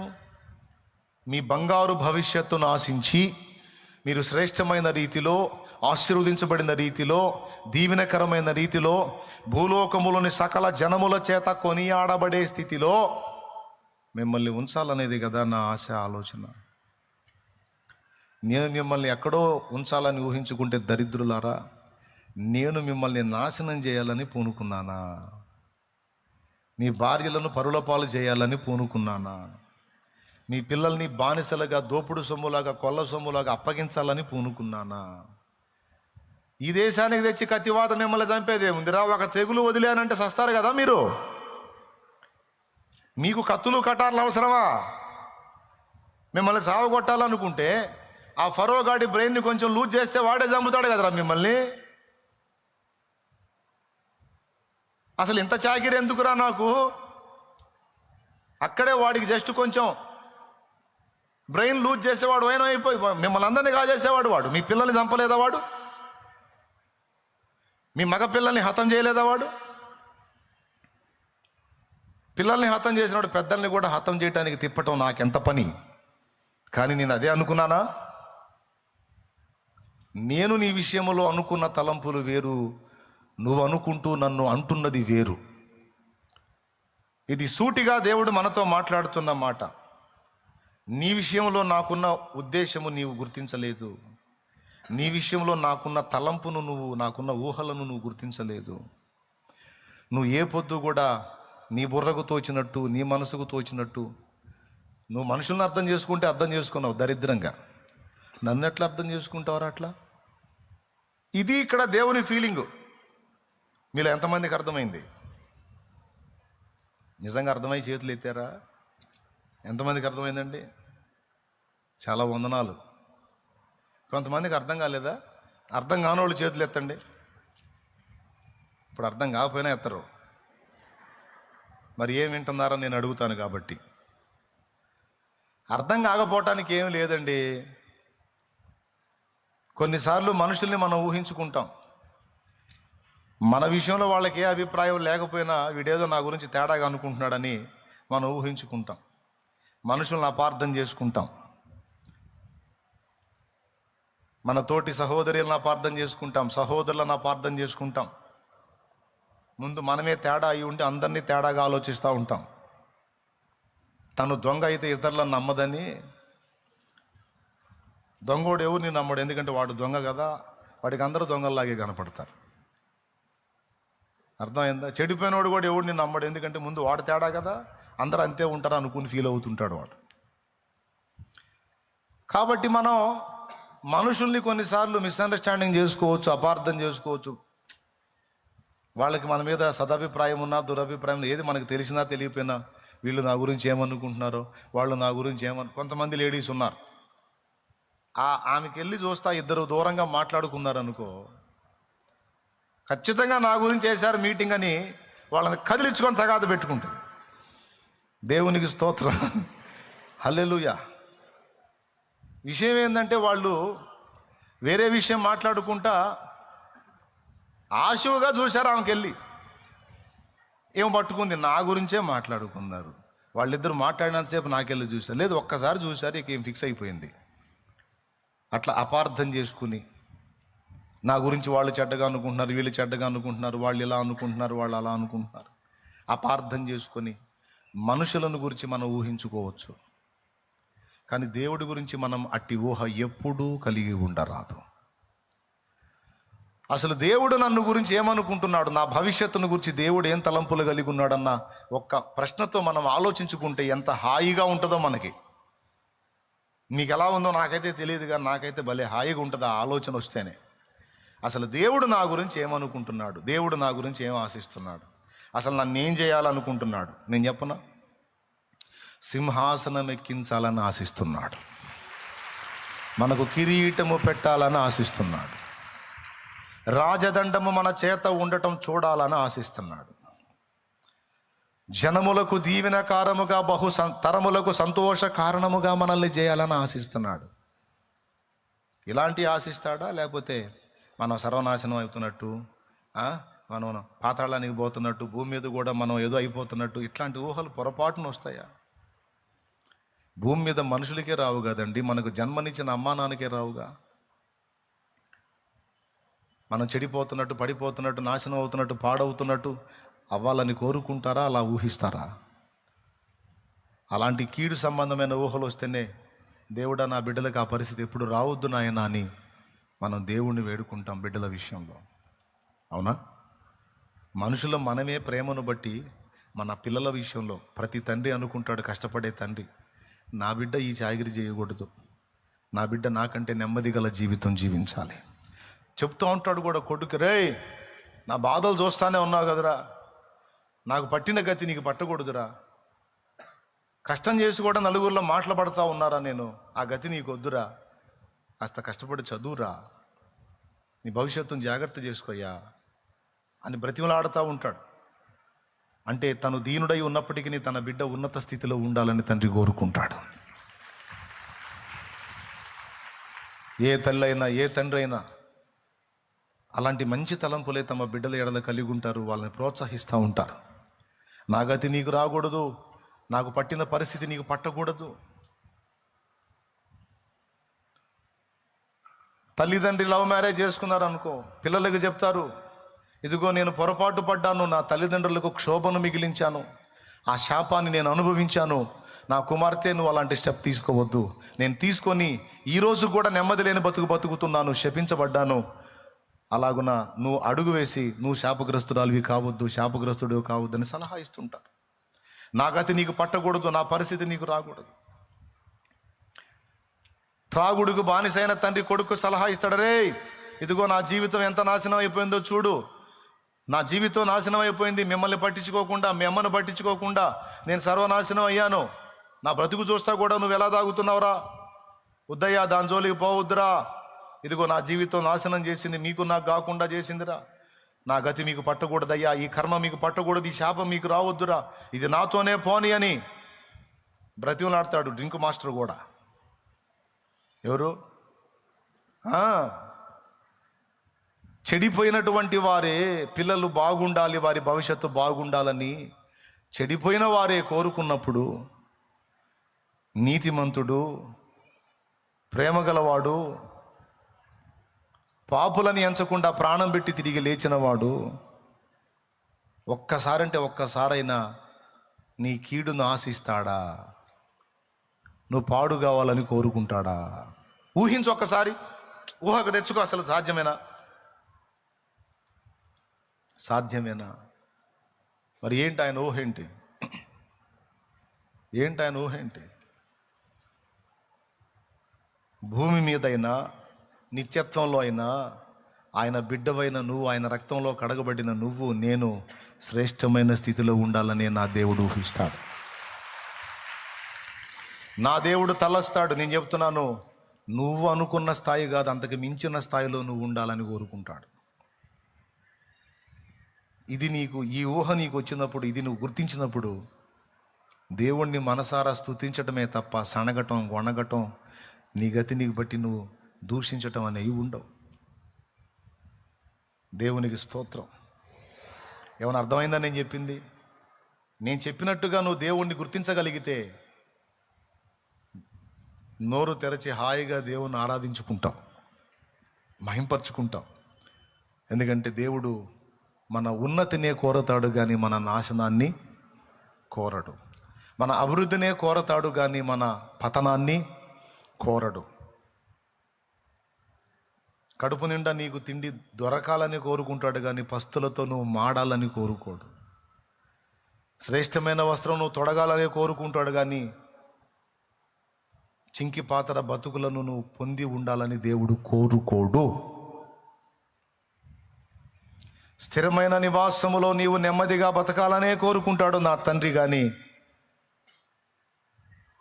నిలవరమైన నివాసము లేని స్థితిలో నీవు ఆయిల్లో తిరుగుతా పిల్లి కాపురం చేయాలని కోరుకోడు. కోరుకుంటాడే ఊహించు. ఒకవేళ ఎందుకు కోరుకుంటాడో తెలుసా? ఎందుకు కోరుకుంటాడో తెలుసా? నేను చెప్తా దానికి కారణం, వినండి. ఇప్పుడు భయంకరమైన కష్టాల్లో, అగచాట్లలో, బాధల్లో, ఇరుకుల్లో, ఇబ్బందుల్లో నేను ప్రయాణం చేస్తూ వచ్చా. దానివల్ల నాకు కొంచెం వ్యక్తిత్వంలో దీనత్వం, కాస్త సత్ప్రవర్తన, మనుషుల ముందు వ్యవహరించే తీరు, దేవుని ముందు కొంచెం వ్యవహరించే తీరు నాకు అబ్బింది. నాకున్న శ్రమలు, సమస్యలు, బాధలు పసిప్రాయము నుంచే నా హృదయం నలుగుతూ వచ్చింది. పసిప్రాయము నుంచే నా హృదయం గాయపడతా వచ్చింది, నలుగుతూ వచ్చింది. అందలాల మీద నేను పెరగల, భోగాల్లో నేను రాలా, కఠినమైన పరిస్థితుల గుండానే నేను ప్రయాణం చేశాను. ఆ కఠినమైనటువంటి పరిస్థితులు నన్ను దీనుడిగా చేశాయి. కానీ నేనున్న అనుభవాలు నా పిల్లలకు లేవు. నేను పడిన కష్టాలు నా పిల్లలకు లేవు. నేను పొందిన అవమానాలు నా పిల్లలకు లేవు. నేను పొందిన ఆర్థిక సమస్యలు నా పిల్లలకు లేవు. నేను పొందిన ఇబ్బందులు నా పిల్లలకు లేవు అనుకుందాం. అప్పుడు నేనేం ఆశిస్తాను తెలుసా? శ్రమలు నన్ను దీనునిగా చేశాయి. నా పిల్లలు కూడా దీనులు కావాలంటే వాళ్ళు కూడా కొంచెము శ్రమను అనుమతించాలి, లేమిని అనుమతించాలి, ఇబ్బందిని అనుమతించాలి. ఎందుకంటే వాళ్ళకు కూడా నాలాంటి వ్యక్తిత్వ సౌందర్యం రావాలి, వాళ్ళు కూడా దీనులు కావాలి. అంటే బాధలు పొందిన అనుభవం వాళ్ళకు కూడా ఉండాలి అని నేను కోరుకుంటా. ఎందుకు కోరుకుంటా? ఏమన్నా అర్థమవుతుందా? నిజంగా అర్థమవుతుందా? అందరూ అదో రకంగా పెట్టి చూస్తున్నారు మొగాళ్ళు. ఎంతమందికి అర్థమవుతుందండి? ఎందుకు కోరుకుంటా నేను? ఎందుకంటే వారు దీనులగున్నట్లు, నేను పొందిన వ్యక్తిత్వ సౌందర్యం వాళ్ళకు కూడా వచ్చున్నట్లు, వాళ్ళు కూడా ఇప్పుడు ఉదాహరణకి ఆకలి కొన్నవాడిని, దీనుణ్ణి అర్థం చేసుకొని నేను చేయదగ్గ సాయం చేయడానికి ఆ బాధలు నాకు అనుభవం ఉంది కాబట్టి ఏదో నాకున్న దాన్ని చేయగలను. అదే మైండ్ పిల్లలకు కూడా రావాలంటే వానికి ఆకలి బాధ తెలియాలి, వస్త్రహీనత తెలియాలి, లేమి కలిగి ఉంటే ఎలా ఉంటుందో తెలియాలి, అవమానాలు ఎలా ఉంటాయో తెలియాలి, ఎదురు దెబ్బలు ఎలా ఉంటాయో తెలియాలి, నలుగురిలో నిలబెట్టి అవమానపరిస్తే ఆ గాయం ఎలా ఉంటుందో తెలియాలి, అప్పులోళ్ళు తలా ఒక మాట అంటే ఆ బాధ ఎలా ఉంటుంది తెలిస్తే అప్పులు గల వాళ్ళని ఆదరించగలుగుతారు. కాబట్టి నా పిల్లలు కూడా మంచి వ్యక్తిత్వ సౌందర్యం పొందినట్లు కొద్ది కాలం వాళ్ళకి అనుభవాలు ఉంటే తప్పేమీ లేదని నేను అనుకుంటాను తప్ప వాళ్ళ బతుకంతా అలా బతకాలని నిద్రలో కూడా నేను అనుకోను. అలాగనే అనుభవాలు వద్దనుకుంటానా? కావాలి. ఎందుకంటే వాళ్ళు దీనులకు సహాయం చేయనట్లు వారు కూడా దీనులై బ్రతుకున్నట్లు. అంతవరకే కానీ వాళ్ళ బతుకంతా అలా ఉండాలని నేను కోరుకోను. ఏమంటే మీరు అనుకోరా? నువ్వు అనుకో పెద్దాయన, మా ఓడికి అసలు బాధ్యతలు తెలియట్లేదండి, కష్టపడి పావుల బేడ సంపాదించి చేశాను, శుభ్రంగా తింటున్నాడు, గాలికి తిరుగుతున్నాడు, ఏందిరా అంటే నన్ను అనబోతున్నాడు అని ఒక ఆయన ఇంకొక ఆయనతో అంటే ఆ ఇంకొక ఆయన ఆలోచన చేసుకుంటాడు, సేమ్ నా కొడుకు కూడా కష్టము తెలియని స్థితిలో ఎదుగుతున్నాడు, ఇప్పుడు నేను జాగ్రత్త పడకపోయానంటే వాడు కూడా ఇంతే తయారవుతాడని చిన్నగా ఇంట్లో మొదలు పెడతాడు. డబ్బులు లేవు, పరిస్థితులు ఇబ్బందిగా ఉన్నాయి, రాబడి తగ్గింది, కొంచెం సమస్యగా ఉంది అని చిన్నగా కొడుకుతో పంచుకుంటూ ఉంటాడు. ఎందుకు? కొడుకుని బ్యాలెన్స్ చేయడానికి, కొడుకు కష్టం నేర్పడానికి. లేకపోతే ముందు చెప్పినోడి కుమారుడు గాలోడైనట్టు వీడు కూడా అవుతాడు. కాబట్టి వీడికి బాధ్యతలు నేర్పాలి, వీడికి కొంచెం శ్రమల అనుభవం నేర్పాలి, నా కష్టం తెలియాలి అని చిన్నగా ట్రైనింగ్ మొదలు పెట్టుకుంటాడు తండ్రి. ఇదంతా ఎందుకంటే కుమారుడు చెడిపోకుండా దీనుడై వాడు క్రమంగా బ్రతకడానికే. మన విషయంలో కూడా దేవుడు అలా ఊహించవచ్చు, తప్పు లేదు. నాకెలా వ్యక్తిత్వ సౌందర్యం ఉందో నా పిల్లలకు కూడా అలాంటి వ్యక్తిత్వ సౌందర్యం ఉండాలి. నాలో ఉన్న ప్రేమ నా పిల్లల్లో కూడా ఉండాలి. నాలో ఉన్న దీన మనసు నా పిల్లల్లో కూడా ఉండాలి. నాలో ఉన్న యథార్థత నా పిల్లల్లో ఉండాలి. నాలో ఉన్న దయ, జాలి గుణం నా పిల్లల్లో ఉండాలి. ఇవన్నీ ఉండాలంటే ఆ శ్రమలు ఎలా ఉంటాయో, ఆ ఇబ్బంది ఎలా ఉంటుందో నా పిల్లలకు కూడా తెలియాలన్న ఉద్దేశంతో, ఆ అవసరం కోసం అగ్ని లాంటి శ్రమలు కొన్ని అనుమతిస్తాడు తప్ప పూర్తిగా మనల్ని అందులో ఉండిపోజేయాలనేది దేవుని ఆలోచన కాదు, దేవుని సంకల్పం కానే కాదు. అర్థమైందా? ఏమర్థమైంది? మన వ్యక్తిత్వ సౌందర్యాన్ని పెంచడానికి దేవుడు కొన్ని ప్రతికూలతలు అనుమతిస్తాడు తప్ప అసలు మన గురించి ఆయనకు ఉన్న ఊహలే వేరు. ఏమున్నాయి ఊహలు? నీ వారసత్వముకై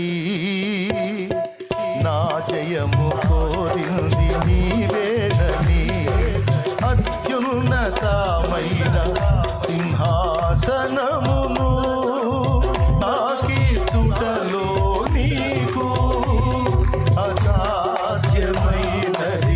ఏమున్నది? అసాధ్యమైనది ఏమున్నది? యూదా స్తుతి గోత్రపు సింహమా, యేసయ్యా నా ఆత్మీయ ప్రగతిని స్వాధీనమా, నీవే కదా నా ఆరాధన, ఆరాధన స్తుతి ఆరాధన, ఆరాధన స్తుతి ఆరాధన. Praise the Lord, praise the Lord. అసలు ఏంటి ప్రణాళిక? ఏంటి ఉద్దేశం? ఏంటి చెప్పండి. నేను చెప్పిన ఈ రెండే కారణాలు. మొదటి ఉద్దేశం ఏమో మనము ఉన్నత స్థితిలో ఉండాలనేది దేవుని కోరిక, ఊహ, తలంపు, ఆశ. అన్ని విషయాల్లో, ఈ భూమి మీద అక్కడ కూడా అన్ని విషయములలో ప్రియుడా నీవు వర్ధిల్లాలి. అలాగ మనమందరం వర్ధిల్లాలి, దేవుని కోరిక. అయితే అన్ని విషయములలో వర్ధిల్లున్నట్లు కొన్ని బాధలు కూడా మనకు అవసరమై ఉన్నవి. అవి మన వ్యక్తిత్వంలో వర్ధిల్లేటట్టు చేస్తాయి. అర్థమైందా? అంతకు మించి దేవుడికి నీ మీద ఏ పగ లేదు, ఏ ద్వేషం లేదు, నీ మీద ఏం కుట్ర పెట్టుకోవాలా దేవుడు. అర్థమైందా? కుట్ర ఏం పన్నలా, అంత సీన్ లేదు నీకు. ఆయన నువ్వు పన్నమన్నా కుట్ర పెట్టుకునేవాడు కాదు. ఆయన పరిశుద్ధుడు. ఎవరాయనా?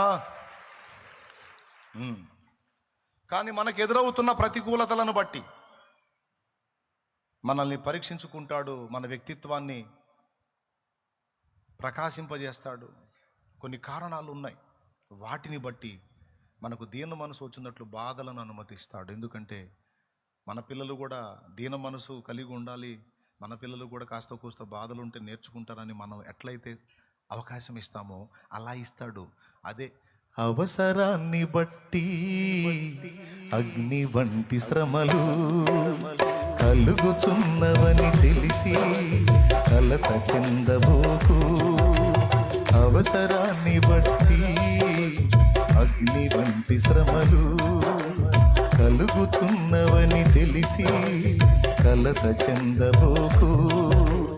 నిన్ను పిలిచిన దేవుడు నమ్మదగినవాడు, శోధనలో నిన్ను విడిచిపెట్టిపోడు.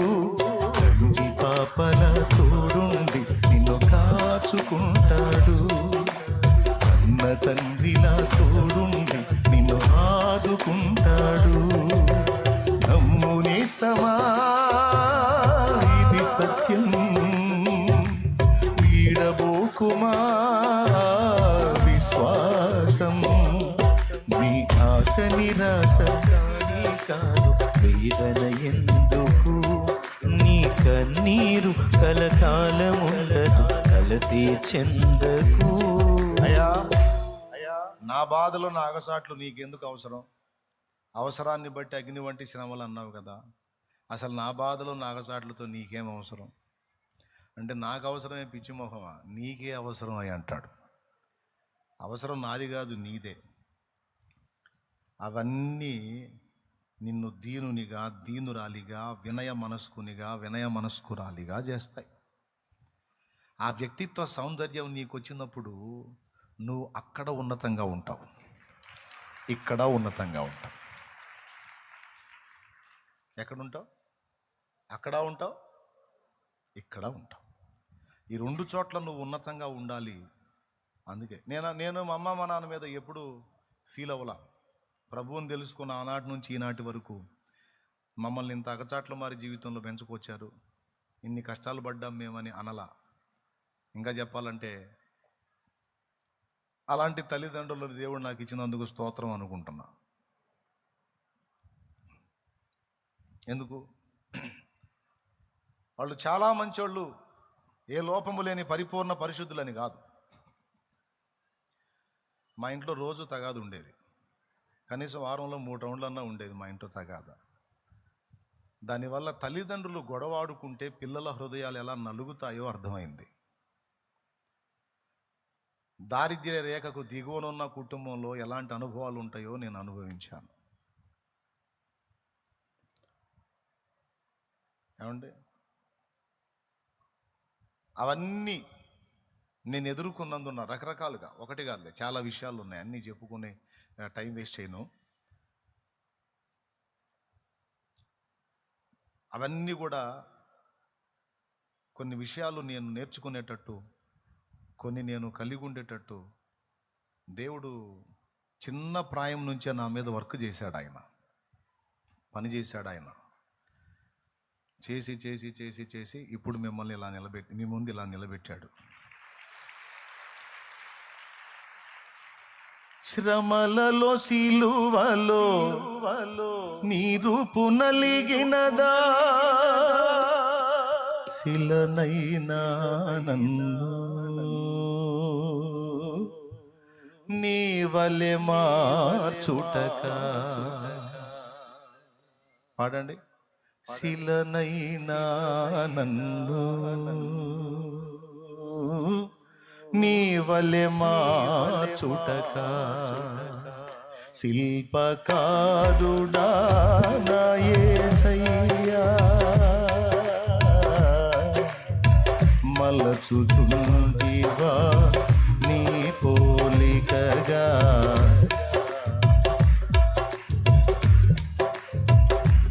ఇది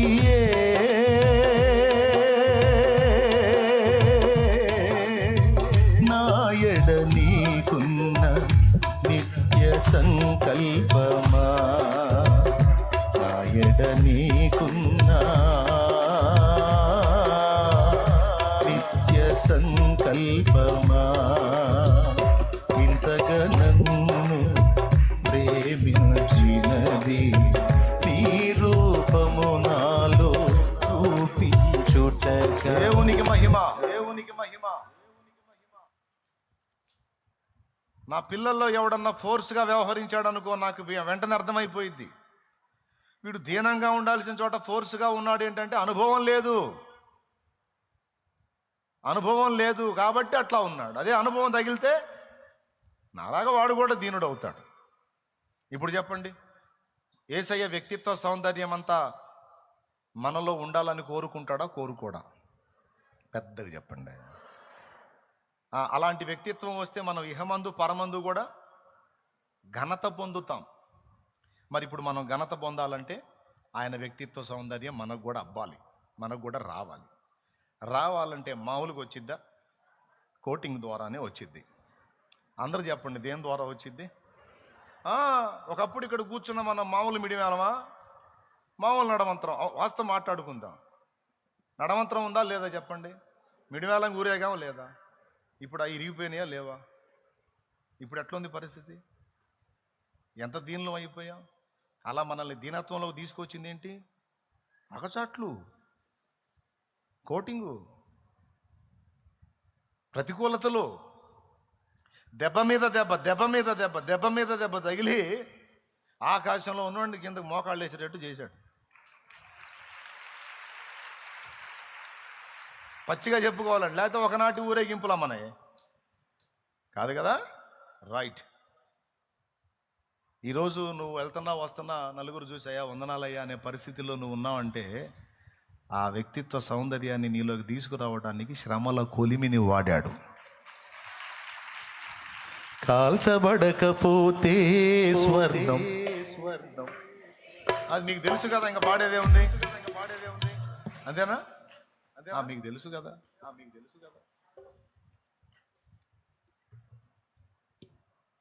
కాబట్టి మహానుభావుడు మనల్ని ఆ విధంగా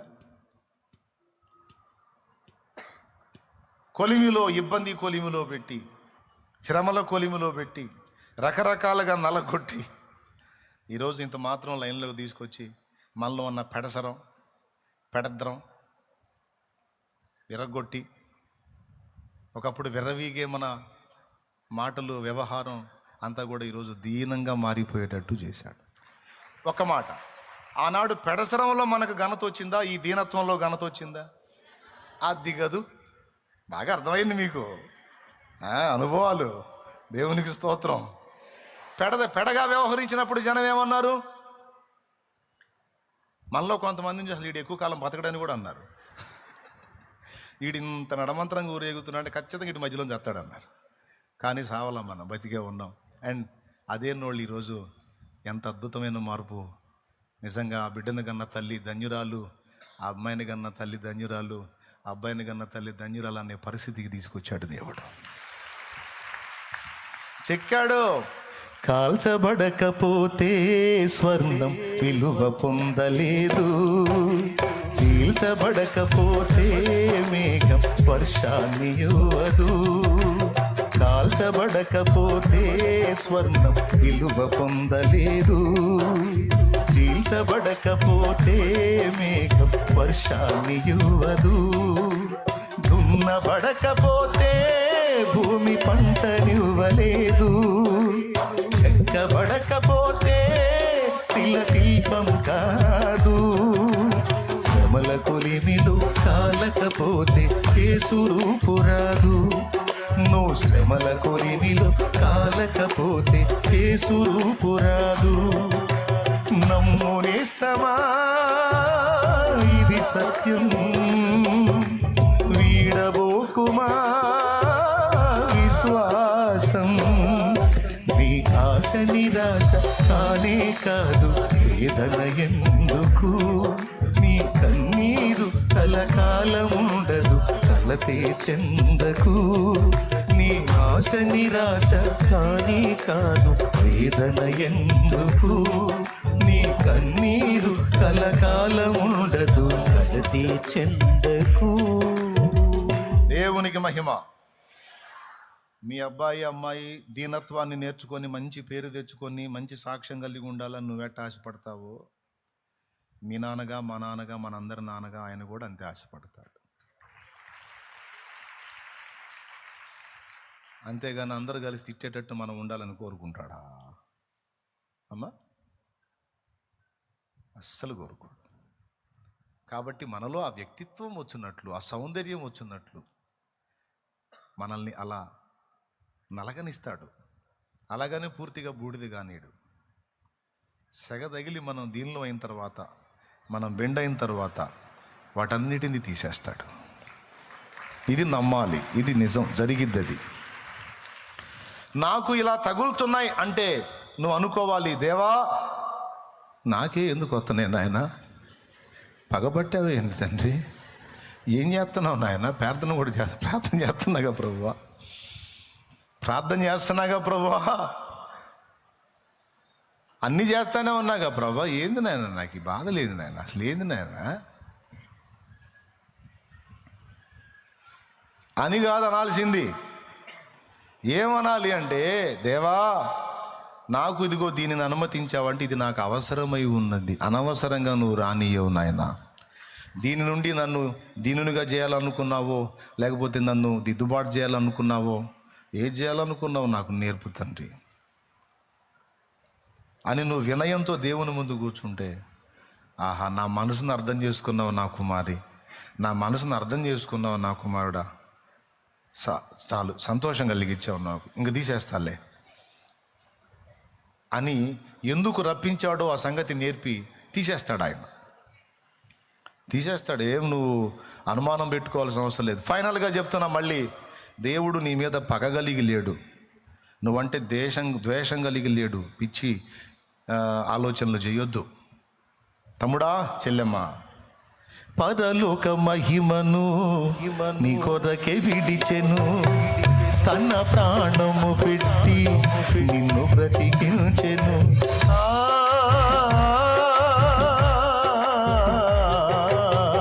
పరలోక మహిమను విడిచెను, తన ప్రాణము పెట్టి నిన్ను బ్రతికించెను.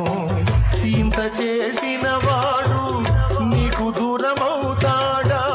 సందేహమును వీడి సిలువ దర్శనము పొంది బ్రతికితే క్రీస్తు కొరకే, చావైతే లాభమనుకు. బ్రతికితే క్రీస్తు కొరకే, చావైతే లాభమనుకు. ప్రాణమా నాలో తొందర పడకుమా, ప్రాణమా నాలో తొందర పడకుమా. ఎందుకింక కన్నీరు, ఎందుక వేదన? నీ దుఃఖ దినములన్నీ సమాప్తమైనవని తెలుసుకొనేస్తమా. యేసయ్య మాటిది. దేవునికి మహిమ. ఏ శ్రమ కలిగినా, ఏ సమస్య కలిగినా, దేవా అనవసరంగా ఇది నా జీవితంలో నువ్వు అనుమతించలేదు, ఏ అవసరంతో దీన్ని రప్పించావో దాని నుండి నేనేం నేర్చుకోవాలో నాకు నేర్పించు తండ్రి అని దేవుణ్ణి అడుగు. ఎప్పుడు నీ ఊహల్లో దేవుని ఊహలను గురించి ఆలోచించు.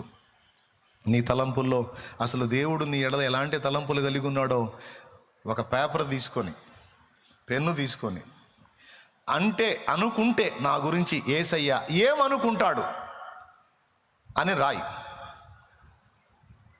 నేను చెప్పింది ఏమైనా అర్థమైందా? చదువుకున్న వాళ్ళందరికీ చెప్తున్నా. అంటే అనుకుంటే నా గురించి ఏం తలొస్తాడు, నేను ఎలా ఉండాలని నా ప్రభు ఊహించుకుంటాడు అని, నా ప్రభు యొక్క ఊహలు అనే టైటిల్ పెట్టుకొని కింద రాయి. ఒక్కటైనా నువ్వు నెగిటివ్గా రాస్తావేమో చూసుకో. రాయలేవు. ఎందుకంటే నువ్వు ఘోర పాపిగా ఉండగానే నీ కోసం ప్రాణం పెట్టునంత ప్రేమించాడు. యేసు నన్ను నన్ను పాటలు ఎక్కువ అవుతున్నాయి. ఇక మనం ముగింపులోకి వద్దాం. ఎంత మాట అన్నాడండి ఆయన?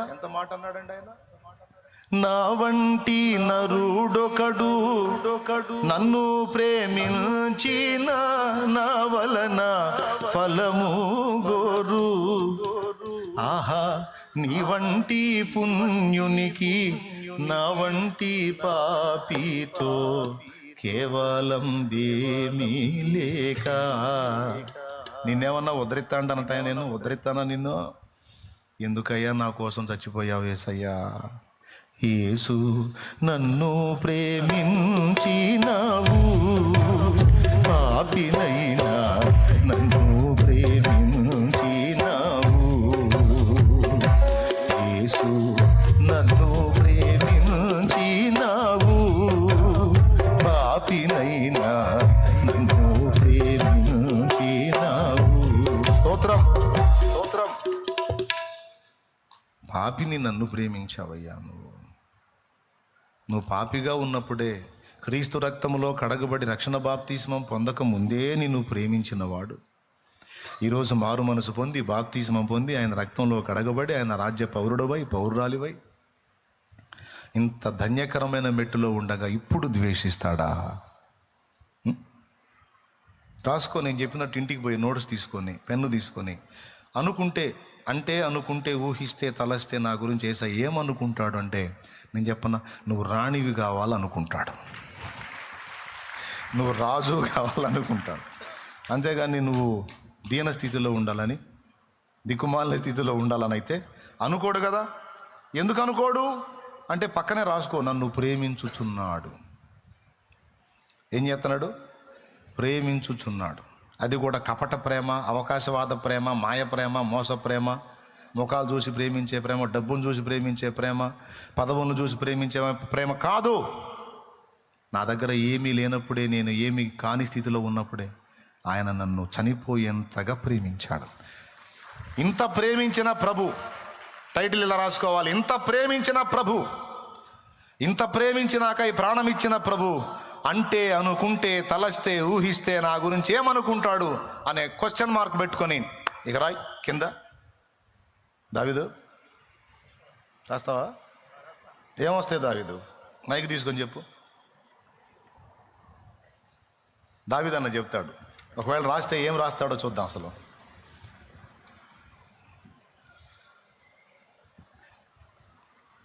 నా దగ్గరికి రావయా, కొట్టను కానీ.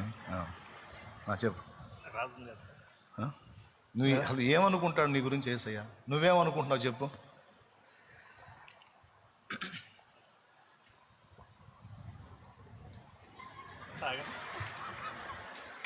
నన్నేంది ఇట్టు బలి చేశాడు అనుకుంటున్నాడు ఆయన. ఏమనుకోవట్లేదా నీ గురించి? ఏమనుకుంటాడో చెప్పు. రాజుని చేయాలనుకుంటున్నాను. రాజుని చేయాలన్నమో, రాజు కావాలనే.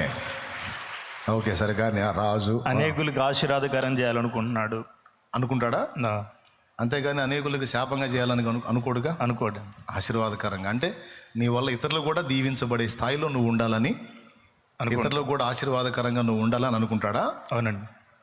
రైట్. రెండు ఇంకా అనేకులకి మాదిరిగా కూడా ఉంచాలి అని అనుకుంటాడు. మా అబ్బాయి అనేకులకు మాదిరిగా ఉండాలి. రైట్, మంచిదే. అనేకులను వెలిగించటకు దేవుని ప్రేమను బట్టి ఇతరులను కూడా ఆయన వెలుగు ద్వారా నింపబడి ఇతరులను కూడా వెలిగించాలని కోరుకుంటాడు. మా వాడు అనేకుల్ని వెలిగించేవాడు కావాలి. అబ్బోయ్ బాగానే ఉంది, వైనంగానే ఉన్నాయి అన్నీ. అనేకులను నేను కూడా ధైర్యపరిచి, పిరిగివాడిని నన్ను ఆయన ధైర్యపరిచి ఇతరులు నేను ధైర్యపరిచే శక్తిని ఆయన నాకు ఇవ్వాలనుకుంటాను. ఇతరులను మా వాడు ధైర్యపరిచేవాడు కావాలి, ధైర్యం జరిగిన వారికి ఊతం ఇచ్చేవాడు కావాలి అనుకుంటాడు. కానీ మావాడే అదురులో బతకాలి, దడలో బతకాలి అయితే అనుకోడు కదా. అనుకుంటాడా? నా బిడ్డ జీవం పొంది నేను ఇచ్చిన ఆయుష్కాలం అంతా ఆనందంగా అనుభవించాలని కోరుకుంటాడు, కానీ ఆత్మహత్య చేసుకొని సావాలని కోరుకుంటాడా? భార్య పిల్లలు, భార్య ద్రాక్షవల్లి వలె, పిల్లలు భోజనపు బల్ల చుట్టూ ఒలీవ మొక్కల వలె ఉండాలని కోరుకుంటాడు, కానీ కొల్ల సొమ్ముగా అప్పగింపబడాలని కోరుకుంటాడా? మరి వాళ్ళు ఎందుకు అలా అనుకున్నారు? దేవుని ఊహలను, దేవుని ఆశలను, ఆలోచనలను గుర్తుపట్టకుండా దేవుని మీద రివర్స్ అయ్యి ఏమన్నదో తెలుసు. అక్కడ మన కొరకు ఒక నాయకుని ఏర్పరచుకొని మళ్ళా మనం లోకంలోనికి వెళ్ళిపోదాం, ఐగుప్తులోకి పోదాం అనుకున్నారట. అంటే దేవుడు మనల్ని అన్యాయం చేయడానికి తెచ్చాడు, నాశనం చేయడానికి తెచ్చాడు, మన భార్యల్ని పరులకు అప్పచెప్పడానికి తెచ్చాడు, మన పిల్లల్ని కొల్ల సొమ్ముగా ఇవ్వడానికి తెచ్చాడు, మనల్ని కత్తివాత చేత చంపడానికి తెచ్చాడు. టోటల్గా మన దేవుడే తేడా. మనకు లోకమే కరెక్టు, పాపమే కరెక్టు, ఐగుప్తు బానిస బతుకే కరెక్టు. వాడు తిండి ఇవ్వకుండా పిల్లల్ని చావగొడతా కొరడా తీసుకొని బాది పని చేపిస్తుంటే అదే కరెక్టు.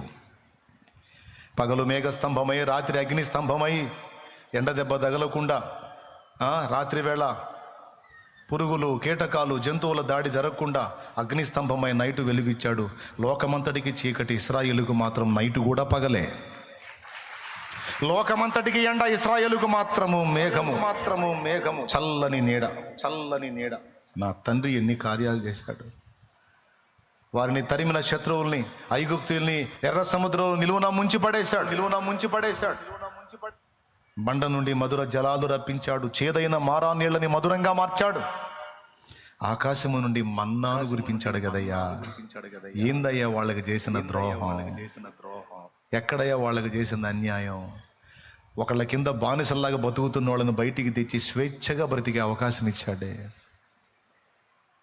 వాళ్ళు చెడిపోకుండా, పాడు కాకుండా హద్దులు నియమించి హద్దుల్లో విలువలు కలిగి బతకమన్నాడే. ఎక్కడ దేవుడు ద్రోహం చేసింది? ఎక్కడ అన్యాయం చేసింది? పిచ్చి మహారాజు ఎన్ని కార్యాలు చేశాడు. అన్నీ మర్చిపోయి ఈయన మాకొద్దు, మాకు లోకం కావాలి, ఐగుప్తు కావాలి అని వీళ్ళు దాన్నే కోరుకున్నారు. కడుపులో మండిపోయింది దేవుడికి. ఒరే, నేను అసలు ఏమనుకుంటున్నానో నా తలంపులనే గుర్తుపట్టలేదు మీరు. నేను ఏమనుకుంటున్నాను, మిమ్మల్ని ఎలా చేద్దాం అనుకుంటున్నానో, ఎలా చూద్దాం అనుకుంటున్నానో, నా ఆలోచనలు, నా ఆశలు, నా ఊహలే గుర్తుపట్టలేదు. దరిద్రులు మీరు. కాబట్టి మీరు నా విశ్రాంతిలో ప్రవేశించరు. ప్రమాణం చేస్తున్నా, నా విశ్రాంతిలో మీరు ప్రవేశించరు. మీరు మీ శవములు ఈ అరణ్యములోని రాలిపోతాయి పొండి అన్నాడు. ఎందుకంటే దేవుడు ఏమనుకుంటున్నాడో ఆయన ఊహల్ని గుర్తుపట్టలేని మూర్ఖులయ్యారు. ఫలితంగా ఇద్దరు తప్ప 6 లక్షల కాల్బలం అన్న మేము మొత్తం అరణ్యంలో రాలిపోయారు. 40 ఏళ్ల జర్నీ అయిపోయింది. వాళ్ళ శవాలన్నీ అరణ్యంలో రాలిందాక అరణ్యంలోనే దిప్పాడు వాళ్ళని 40 ఏళ్ళు. మా పిల్లలు కొల్లపోవుదరని మీరు చెప్పారు కదా, కొల్లపోవటం కాదు, మీ పిల్లలకు దాన్ని స్వాధీనపరుస్తానని తండ్రుల అరణ్యంలో రాలగొట్టి పిల్లల్ని వాగ్దత్త దేశమునకు చేర్చాడు.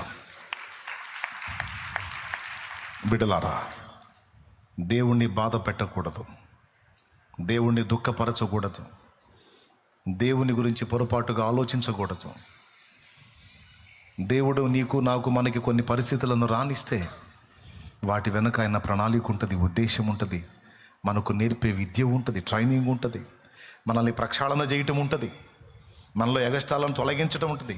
మనకి ఏదైనా ఒక అనుభవాన్ని రానిచ్చాడు, ఒక శ్రమను, సమస్యను, బాధను, వ్యాధిని, శోధనను, కష్టాన్ని రానిచ్చాడు, కొన్ని మాటలు మనల్ని తగలనిచ్చాడు అంటే దాని వెనక కారణాలు ఉంటాయి. మనల్ని హెచ్చించడానికి కావచ్చు, లేదా మనల్ని దీనులు చేయడానికి కావచ్చు, మనలో ఉన్న ఎగస్టాలని ప్రక్షాళన చేయడానికి కావచ్చు. అనేక కారణాలను బట్టి కొన్ని పరిస్థితులు మన జీవితంలో దేవుడు అనుమతిస్తాడు. గుర్తుపెట్టుకో, దేవుడు అన్యాయస్తుడు కాడు, ఆయన నిన్ను ప్రేమిస్తున్నాడు. ఇంకా చాలే, నేను అసలే మాట మీద నిలబడతా ఈరోజు.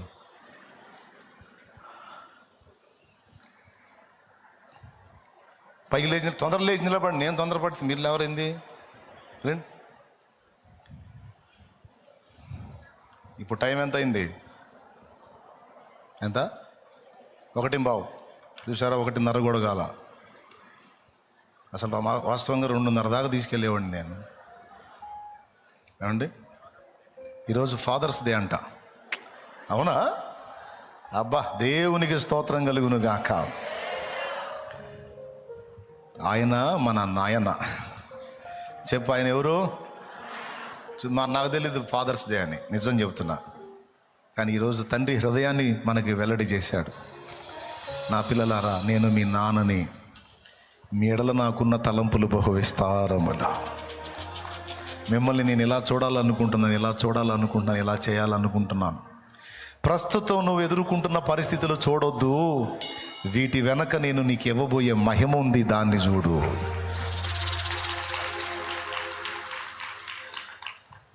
శ్రమ దినమున నీవు కృంగితే చేతకాక నిలిచిపోదు, శోధనలకు నీవు లొంగితే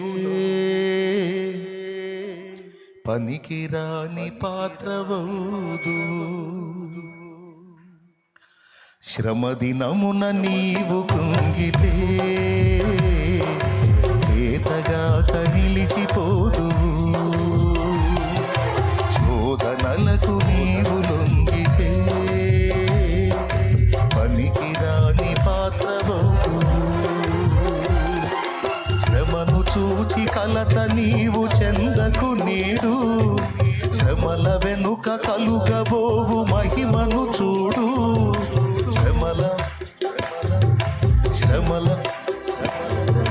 శ్రమను చూచి కలత నీవు చెందకు నేడు, శ్రమల వెనుక కలుగబోవు మహిమను చూడు.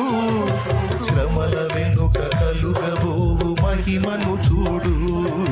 శ్రమదినమున నీవు కృంగితే చేతకాక నిలిచిపోదు, శోధనలకు నీవు లొంగితే పనికిరాని పాత్రవౌదు. దేన్ని చూద్దాం? ప్రస్తుతం మనం ఎదుర్కొనే శోధన చూద్దామా? దీని తర్వాత దేవుడు ఇవ్వబోతున్న మహిమను చూద్దామా? మీరందరూ చెప్పాలి, దేవుడు నీ గురించి ఉన్నత తలంపులు కలిగి ఉన్నాడా, లేకపోతే తేడాగా ఆలోచిస్తున్నాడా? నువ్వేమన్నా శత్రువు అయింది ఆయనకి? నువ్వు కన్నబిడ్డవి. ఏ చేతులు నేను నిర్మించినాయో తెలుసా నీకు? ఆ చేతులే, ఆయన చేతులే నిన్ను నిర్మించినాయి, నన్ను నిర్మించినాయి. అద్దం ముందు నిలబడ్డప్పుడు నన్ను నేను చూసుకున్నప్పుడు నేను దేవుణ్ణే గుర్తు చేసుకుంటాను. ఈ రూపము నేను ఇలా ఉండాలని నువ్వు అనుకొని నువ్వు ఇచ్చిన రూపం కదా దేవా. అయితే ఇలా ఉండాలనుకున్నావా? నేను ఇది నీ తలంపా అని ఆయన్నే గుర్తు చేసుకుంటాను. కాబట్టి సోదరులారా చెప్పండి, మనం శాపగ్రస్తులుగా ఉండాలని దేవుడు ఊహిస్తున్నాడా? ఏమై ఉండాలని ఊహిస్తున్నాడు? ఆశీర్వదించబడాలని ఊహిస్తున్నాడు. అసలు దేవుడు నిన్ను గురించి ఏమనుకుంటున్నాడో రాసుకో. నిన్ను ప్రేమించే దేవుడు. నేనైతే రాసుకునే అవసరం లేదు, ఎందుకంటే నాకు తెలుసు. అర్థమైందా? కాబట్టి మీరు గ్రహించి ధైర్యం తెచ్చుకోండి. కలిగేటువంటి ప్రతికూలతలన్నీ ఇప్పటిదాకా నువ్వు అనుభవించినవన్నీ నిన్ను వినయంలోనికి, దీన మనసులోనికి, సాత్వికంలోనికి, మృదుత్వంలోనికి, కోమలత్వంలోనికి, నిర్మలత్వంలోనికి, పరిమళత్వంలోనికి తీసుకొస్తాయి. నువ్వు తేజోవంతంగా మారిపోతావు, ఒక నక్షత్రం వలె ప్రకాశిస్తావు. ఇహమందును పరమందును కూడా దేవుని మెప్పు పొందుతావు. అలా చేస్తాడు నా దేవుడు. నువ్వు ఆశించినవి అందలేదని ఫీల్ అవ్వద్దు. నువ్వు ఆశించినవి అందలేదని ఫీల్ అవ్వద్దు. అంతకంటే శ్రేష్టమైనవి నీ కోసం దాచిపెట్టాడని గుర్తించు. ఇది నాకు అందని లేదంటే ఇంతకంటే బెటర్ లైఫ్ ఏదో, ఇంతకంటే శ్రేష్టమైనది ఏదో నా తండ్రి నాకు దాచిపెట్టాడు అనే గుర్తించు. అంతేగాని అందలేదని ఏడవవాకు, సనగవాకు, గొణగవాకు, సీదేవాకు. కళ్ళు మూయి. పరిశుద్ధ ప్రభువా నీకు వందనాలు. మా బిడ్డలందరినీ వేళ నీవు దర్శించు. ఒక శ్రేష్టమైన మాటతో ధైర్యపరిచావు మా కన్న తండ్రి, నీకు వందనాలు. మా బిడ్డలను దీవించి ధైర్యపరిచి మా ఎడల నీకున్న ఊహలేమిటో మేము కూడా ఎరిగి నీ చిత్తమునకు లోబడి నిన్ను సంతోషపెట్టే పాత్రలు మగునట్లు మమ్మల్ని ఆశీర్వదించు. ఇక్కడున్న బిడ్డలు ఇంకా ఎవరు రక్షణ పొందలేదో, నిత్య జీవానికి వారసులు కాలేదో వారిని కూడా దర్శించి మారు మనసు, రక్షణ బాప్తిస్మం ఇచ్చి నిత్య జీవానికి వారసులుగా చెయ్యి. వారితో మాట్లాడు. నరకము నుండి వారి ఆత్మలను కాపాడు. వారి పాపములన్నీ కడగబడినట్లు వారికి ప్రేరణ కలిగించు. ఆల్రెడీ రాత్రి బాప్తిస్మం పొందిన వారు అనేకులు ఉన్నారు. వారిని కూడా దీవించి పరిశుద్ధాత్మతో అభిషేకించి వారిని నీ సన్నిధిని స్థిరపరచు. ఇక్కడ ఉన్నవారు చిన్నలు, పెద్దలు, వృద్ధులు, స్త్రీలు, పురుషులు, యవనులు, బిడ్డలు పేరు పేరున దీవించబడాలి. వారు ఎదుర్కొంటున్న శారీరక, మానసిక, ఆత్మీయ సమస్యల నుంచి విడుదల పొందాలి. వారి కన్నీరు తొడవబడాలి. వారి శోధనలు సమస్య పోవాలి. మా శోధనలన్నీ సమస్య పోవాలి యేసునామములో. వ్యాధులు స్వస్థత పొందాలి. అప్పుల బాధలు, ఆర్థిక ఇబ్బందులు, గొడ్రాలితనమంతా తొలగిపోవాలి యేసునామములో. సమృద్ధి సమృద్ధి సమృద్ధి కలుగునుగా. తెగుళ్ల బారి నుంచి కాపాడబడదుముగాక. మా కన్న తండ్రి, నీవు మాకు ప్రాకారమై ఉన్నావు. మమ్మల్ని ప్రేమించువాడవై ఉన్నావు. మమ్మల్ని రక్షించువాడవై ఉన్నావు. నడిపించువాడవై ఉన్నావు. పోషించువాడవై ఉన్నావు. ఆదరించువాడవై ఉన్నావు. సింహము పిల్లలు లేమిగలవై ఆకలి గొనునేమో గాని నా యందు భయభక్తులు గల పిల్లలను ఆకలి గొననీయను అని సెలవిచ్చావు. నీ బిడ్డలకు, నాకు, మాకందరికీ పనులు ఇవ్వగలవు, కల్పించగలవు, పోషించగలవు. బిడ్డలందరూ కూడా ధైర్యం తెచ్చుకొని నిన్ను మయంపరుచుకుంటూ, అవును కదా, నా గురించి నేను ఒకవేళ పొరపాటుగా అనుకోవచ్చేమో కానీ నా దేవుడు ఎప్పుడు పొరపాటుగా అనుకోడు. నా బంగారు భవిష్యత్తుని నా దేవుడు కోరుకుంటాడు అనే విశ్వాసము గలవారమై నిన్ను మయంపరుస్తూ ఇంటికి వెళ్ళడానికి కృపనివ్వమని, వెళుచుండగా మార్గమందు మాకు తోడై ఉండి క్షేమకరమైన ప్రయాణాలు దయచి మా హృదయాల్లో ఎప్పుడూ కూడా మా అంతరంగాల్లో ఒక్క సణుగైనా నీ విషయంలో రాకుండా నీ ప్రేమను అర్థం చేసుకొని నిన్ను హత్తుకొని ప్రతికూలతలలో సైతం నిన్ను మయంపరుచుకునే ధైర్యమును, కృపను, ఆశీర్వాదమును మా బిడ్డలకును మాకును దయచేయండి. యేసునామములో వేడుచున్నాం తండ్రి. ఇంతవరకు మా మీదకి వచ్చిన నిందలు, అవమానాలు, దూషణలు, ద్వేషాలు, విమర్శలన్నీ పూదండలుగా మారిపోవునుగాక. దీవెనల వర్షంగా మారిపోవునుగాక. ఆశీర్వాద వర్షముగా మారిపోవునుగాక. దీవించము. యేసునామములో వేడుచున్నాం తండ్రి. ఆమేన్. పరలోకమందున్న మా తండ్రి, నీ నామం పరిశుద్ధపరచబడును గాక, నీ రాజ్యం మాకు వచ్చుగాక, నీ చిత్తం పరలోకమందు నెరవేరుచున్నట్లు భూమి అందును నెరవేరును గాక. మాకు కావలసిన అనుదిన ఆహారం నేడు మాకు దయచేయి. మా పట్ల అపరాధం చేసిన వారిని మేము క్షమించున్న రీతిని నీవు మా అపరాధంలో క్షమించు. మమ్మల్ని శోధనలోనికి తేక దుష్టి నుండి కీడు నుండి తప్పించు. ఎందుచేతనగా రాజ్యము, బలము, మహిమ, శక్తి సర్వం నిరంతరం నీవై ఉన్నావు తండ్రి. ఆమేన్. ప్రియులారా, ప్రేమగల దేవుని యొక్క ప్రేమను గుర్తెరిగి మీ గురించి మీరు కూడా వికృతమైన ఊహలు, ఆలోచనలు కలిగి ఉండకండి. దీవెనకరమైన భవిష్యత్తునే ఊహించండి, విశ్వసించండి, ఎదురు చూడండి. అది మీ విషయంలోనైనా మీ పిల్లల విషయంలోనైనా నా దేవుడు వాటిని నెరవేరుస్తాడు. వాళ్ళు ఏమనుకుని ఊహించుకున్నారో వాళ్ళకి ఆగతే పట్టింది. మీరు అలాగ దేవుని నెగిటివ్గా ఊహించొద్దు, మీ జీవితాన్ని కూడా అలా ఊహించుకోవద్దు. గతం గతః, అయిపోయింది, అది అయిపోయింది. ఇక ముందు జీవితం శుభప్రదం అవుతుందని విశ్వసించి ధైర్యం తెచ్చుకో. ఓకే, కృప మనందరికీ తోడై ఉండునుగాక. మన తండ్రి అయిన దేవుని ప్రేమ, ఆయన ప్రియకుమారుడు మనందరి ప్రాణప్రియుడైన యేసయ్య శాశ్వత నిత్య కృప, పరిశుద్ధాత్మతోడి మనోహర దివ్య సహవాసం, సమాధానం సమకూడిన మనకు సకల పరిశుద్ధులకు సార్వత్రిక సంఘమంతటికి సదా తోడి నిత్యత్వంలో మనం చేరు పర్యంతము మనల్ని నడిపించునుగాక. ఆమేన్. బిడ్డలు తెచ్చుకున్న నూనె నీ శక్తితో నింపి రోగులైన వారికి అది వ్రాసి ప్రార్థించుట ద్వారా స్వస్థత చేకూర్చి నీ బిడ్డలను ఆశీర్వదించు. నా ప్రభువా, నీ బిడ్డలు ఎవరి మీద చేతులుంచినా, ఏ ఇంట్లో అడుగు పెట్టినా, ఏ ప్రదేశంలో సంచరించినా అక్కడ దురాత్మలు తొలగిపోవాలి, ఆత్మలు రక్షింపబడాలి. అద్భుతం చేయి. వారు ఎవరిని తాకుతారో వారికి స్వస్థత కలిగించమని, వారు ఎవరితో మాట్లాడతారో వారికి మారు మనసు దయచేయమని, వారు ఎవరిని దర్శిస్తారో వారిని దర్శించమని, అనేక ఆత్మల రక్షణ కార్యం జరిగించమని యేసు నామములో ప్రార్థిస్తున్నాం తండ్రి. ప్రార్థనకు జవాబిచ్చిన దేవునికి స్తోత్రం చెప్తామా? స్తోత్రం, స్తోత్రం, స్తోత్రం, స్తోత్రం, స్తోత్రం, స్తోత్రం, స్తోత్రం, స్తోత్రం. శుభప్రదమైన నిరీక్షణతో మనల్ని వర్ధిల్ల చేస్తూ రాకడకు సిద్ధపరుస్తున్న దేవునికి స్తోత్రాలు చెప్దామా? స్తోత్రం, స్తోత్రం, స్తోత్రం, స్తోత్రం, స్తోత్రం, స్తోత్రం. నిందలను, అవమానాలను, దూషణలను దీవెనలుగా మారుస్తున్న దేవునికి స్తోత్రం, స్తోత్రం, స్తోత్రం, స్తోత్రం, స్తోత్రం. శ్రమల కొలిమిలో దీనుల్ని చేసి ఆ శ్రమలను కూడా మనకి సోపానాలుగా, ఆశీర్వాదాలుగా మారుస్తున్న దేవునికి స్తోత్రం, స్తోత్రం, స్తోత్రం, స్తోత్రం, స్తోత్రం. ఇన్నాళ్ల కన్నీళ్లకు ముగింపు పలికి ఇది మొదలుకొని ఒక ఆనందకరమైన జీవితంలోనికి మనల్ని నడిపిస్తున్న దేవాది దేవునికి స్తోత్రం, స్తోత్రం, స్తోత్రం, స్తోత్రం. మన సర్వ శరీరమును ఆరోగ్యముతో నింపుతూ మన ఇంటి వారిని కూడా బాగు చేసి ఆయన కొరకు సాక్షులుగా నిలబెడుతున్న దేవునికి స్తోత్రం, స్తోత్రం, స్తోత్రం, స్తోత్రం. రోగులను స్వస్థపరిచి, బలహీనలను బలపరిచి, గొప్ప గొప్ప అద్భుతములు జరిగించి సాక్ష్యాలు పంపుతున్న దేవునికి స్తోత్రం, స్తోత్రం, స్తోత్రం, స్తోత్రం, స్తోత్రం. ఆమేన్. అందరికి వందనాలు, శుభాలు, దైవాశీస్సులు. ఇంకా ఎవరైనా రక్షణకు తీర్మానం చేసుకుని ఉంటే, బాప్తిస్మం పొందగోరినట్లయితే నీళ్ళ దగ్గరకు వచ్చేసేయండి. అక్కడ బాప్తిస్మాల కార్యక్రమం ఉంటుంది. నాయన, ఇంకా ఎవరైనా రక్షణ పొందడానికి ఉన్నారా? బాప్తిస్మం పొందగోరినటువంటి వాళ్ళు శ్యామన్నను అడిగారంట. పరిచారకులను అడిగితే చెప్తారు. చర్చి వెనక వాటర్ ఉంటుంది, ఆ నీళ్ళ దగ్గరకు వచ్చేసేయండి. బాప్తిస్మం పొందాలనుకున్న వాళ్ళు అక్కడ బాప్తిస్మం ఇవ్వటం జరుగుతుంది. రైట్, మీ అందరికి వందనాలు. సంతోషంగా బయలుదేరండి.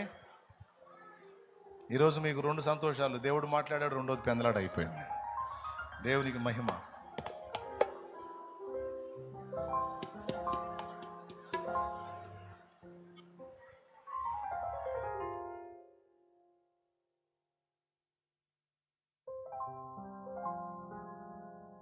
Praise the lord. మంచిది ప్రియులారా, కూడిక ముగించబడింది. మీలో రక్షణ పొందాలనుకున్న వారు మందిరానికి వెనక వైపు బాప్తిస్మాల ట్యాంక్ ఉన్నది. దైవజనులు శాలేమన్న మీకు బాప్తిస్మ ఇస్తారు. తొందరగా వెళ్ళండి, ఆలస్యం చేయొద్దు. రక్షణ పొందాలని తీర్మానం చేసుకున్నవారు, మరి దేవుని ఆత్మ మీతో మాట్లాడి ఉంటే మీరు ఆలస్యం చేయొద్దు. కొంతమంది అడిగారు, అన్న మేము దూరం నుంచి వచ్చాము బాప్తిస్మ పొందాలని. మీకు బాప్తిస్మ ఇవ్వడానికి దైవజనులు శాలేమన్న సిద్ధంగా ఉన్నారు. మరి బాప్తిస్మాల ట్యాంక్ దగ్గరికి వెళ్ళండి. మీకు తెలియకపోతే పరిచారకులను అడగండి, వాళ్ళే మిమ్మల్ని నేరుగా అక్కడికి తీసుకుని వెళతారు. రాత్రికాలపు అనేక మంది వారి జన్మకర్మ పాపాల నుంచి విడుదల పొంది రక్షణ పొందారు. ఇంకా ఎవరైనా మీలో బాప్తిసం కోసం ఉంటే తొందరగా నీళ్ళ ట్యాంక్ దగ్గరికి వెళ్ళాలని ప్రభు పేట తెలియజేస్తూ ఉన్నాం. మరి దూర ప్రాంతం నుంచి అనేక మంది లైవ్లో వీక్షిస్తూ ఉన్నారు, జూమ్లో ఉన్నారు. అందరికీ కూడా హృదయపూర్వకమైన వందనాలు. మరి దూర ప్రాంతాల నుంచి కొంతమంది ఆన్లైన్ ప్రార్థనకు వచ్చారు. దయచేసి మీ సామాన్లు, మీ వస్తువులు, మీ బ్యాగులు, బైబుళ్ళు, సెల్ ఫోన్లు మీరే భద్రపరుచుకోండి. ఇంతమంది సమూహం ఉన్నప్పుడు మరి వస్తువులు పోతూ ఉంటాయి కాబట్టి దయచేసి మీ సామాన్లు మీరు భద్రపరుచుకోండి. మీరు ఎక్కడికన్నా వెళ్ళినా ఆ వస్తువులు మీరు భద్రపరుచుకొని జాగ్రత్తగా ఉండాలని ప్రభుపేట తెలియజేస్తూ ఉన్నాం. తర్వాత అన్న ఫోన్ పోయింది, బ్యాగ్ పోయింది, బైబిల్ పోయిందంటే అది వెతికి తీసుకునే దానికి చాలా సమయం పడుతుంది, దొరకవచ్చు, దొరక్కపోవచ్చు. కాబట్టి మన జాగ్రత్తలో మనం ఉండాలి. దేవుని సన్నిధిలో ఉన్నాం, మన జాగ్రత్తలో మనం ఉండాలి. దయచేసి ప్రభు వాళ్ళు తీసుకునే వాళ్ళు, పురుషులు ఎవరు కూడా అక్కడ నిలబడొద్దు, అటువైపు వెళ్ళిపోవాలి. అందరూ అక్కడ ఉన్న పురుషులందరూ కూడా అటువైపు షెడ్లోకి వెళ్ళిపోవాలి. మీరు ఉన్నది స్త్రీలు ఉండే స్థలం.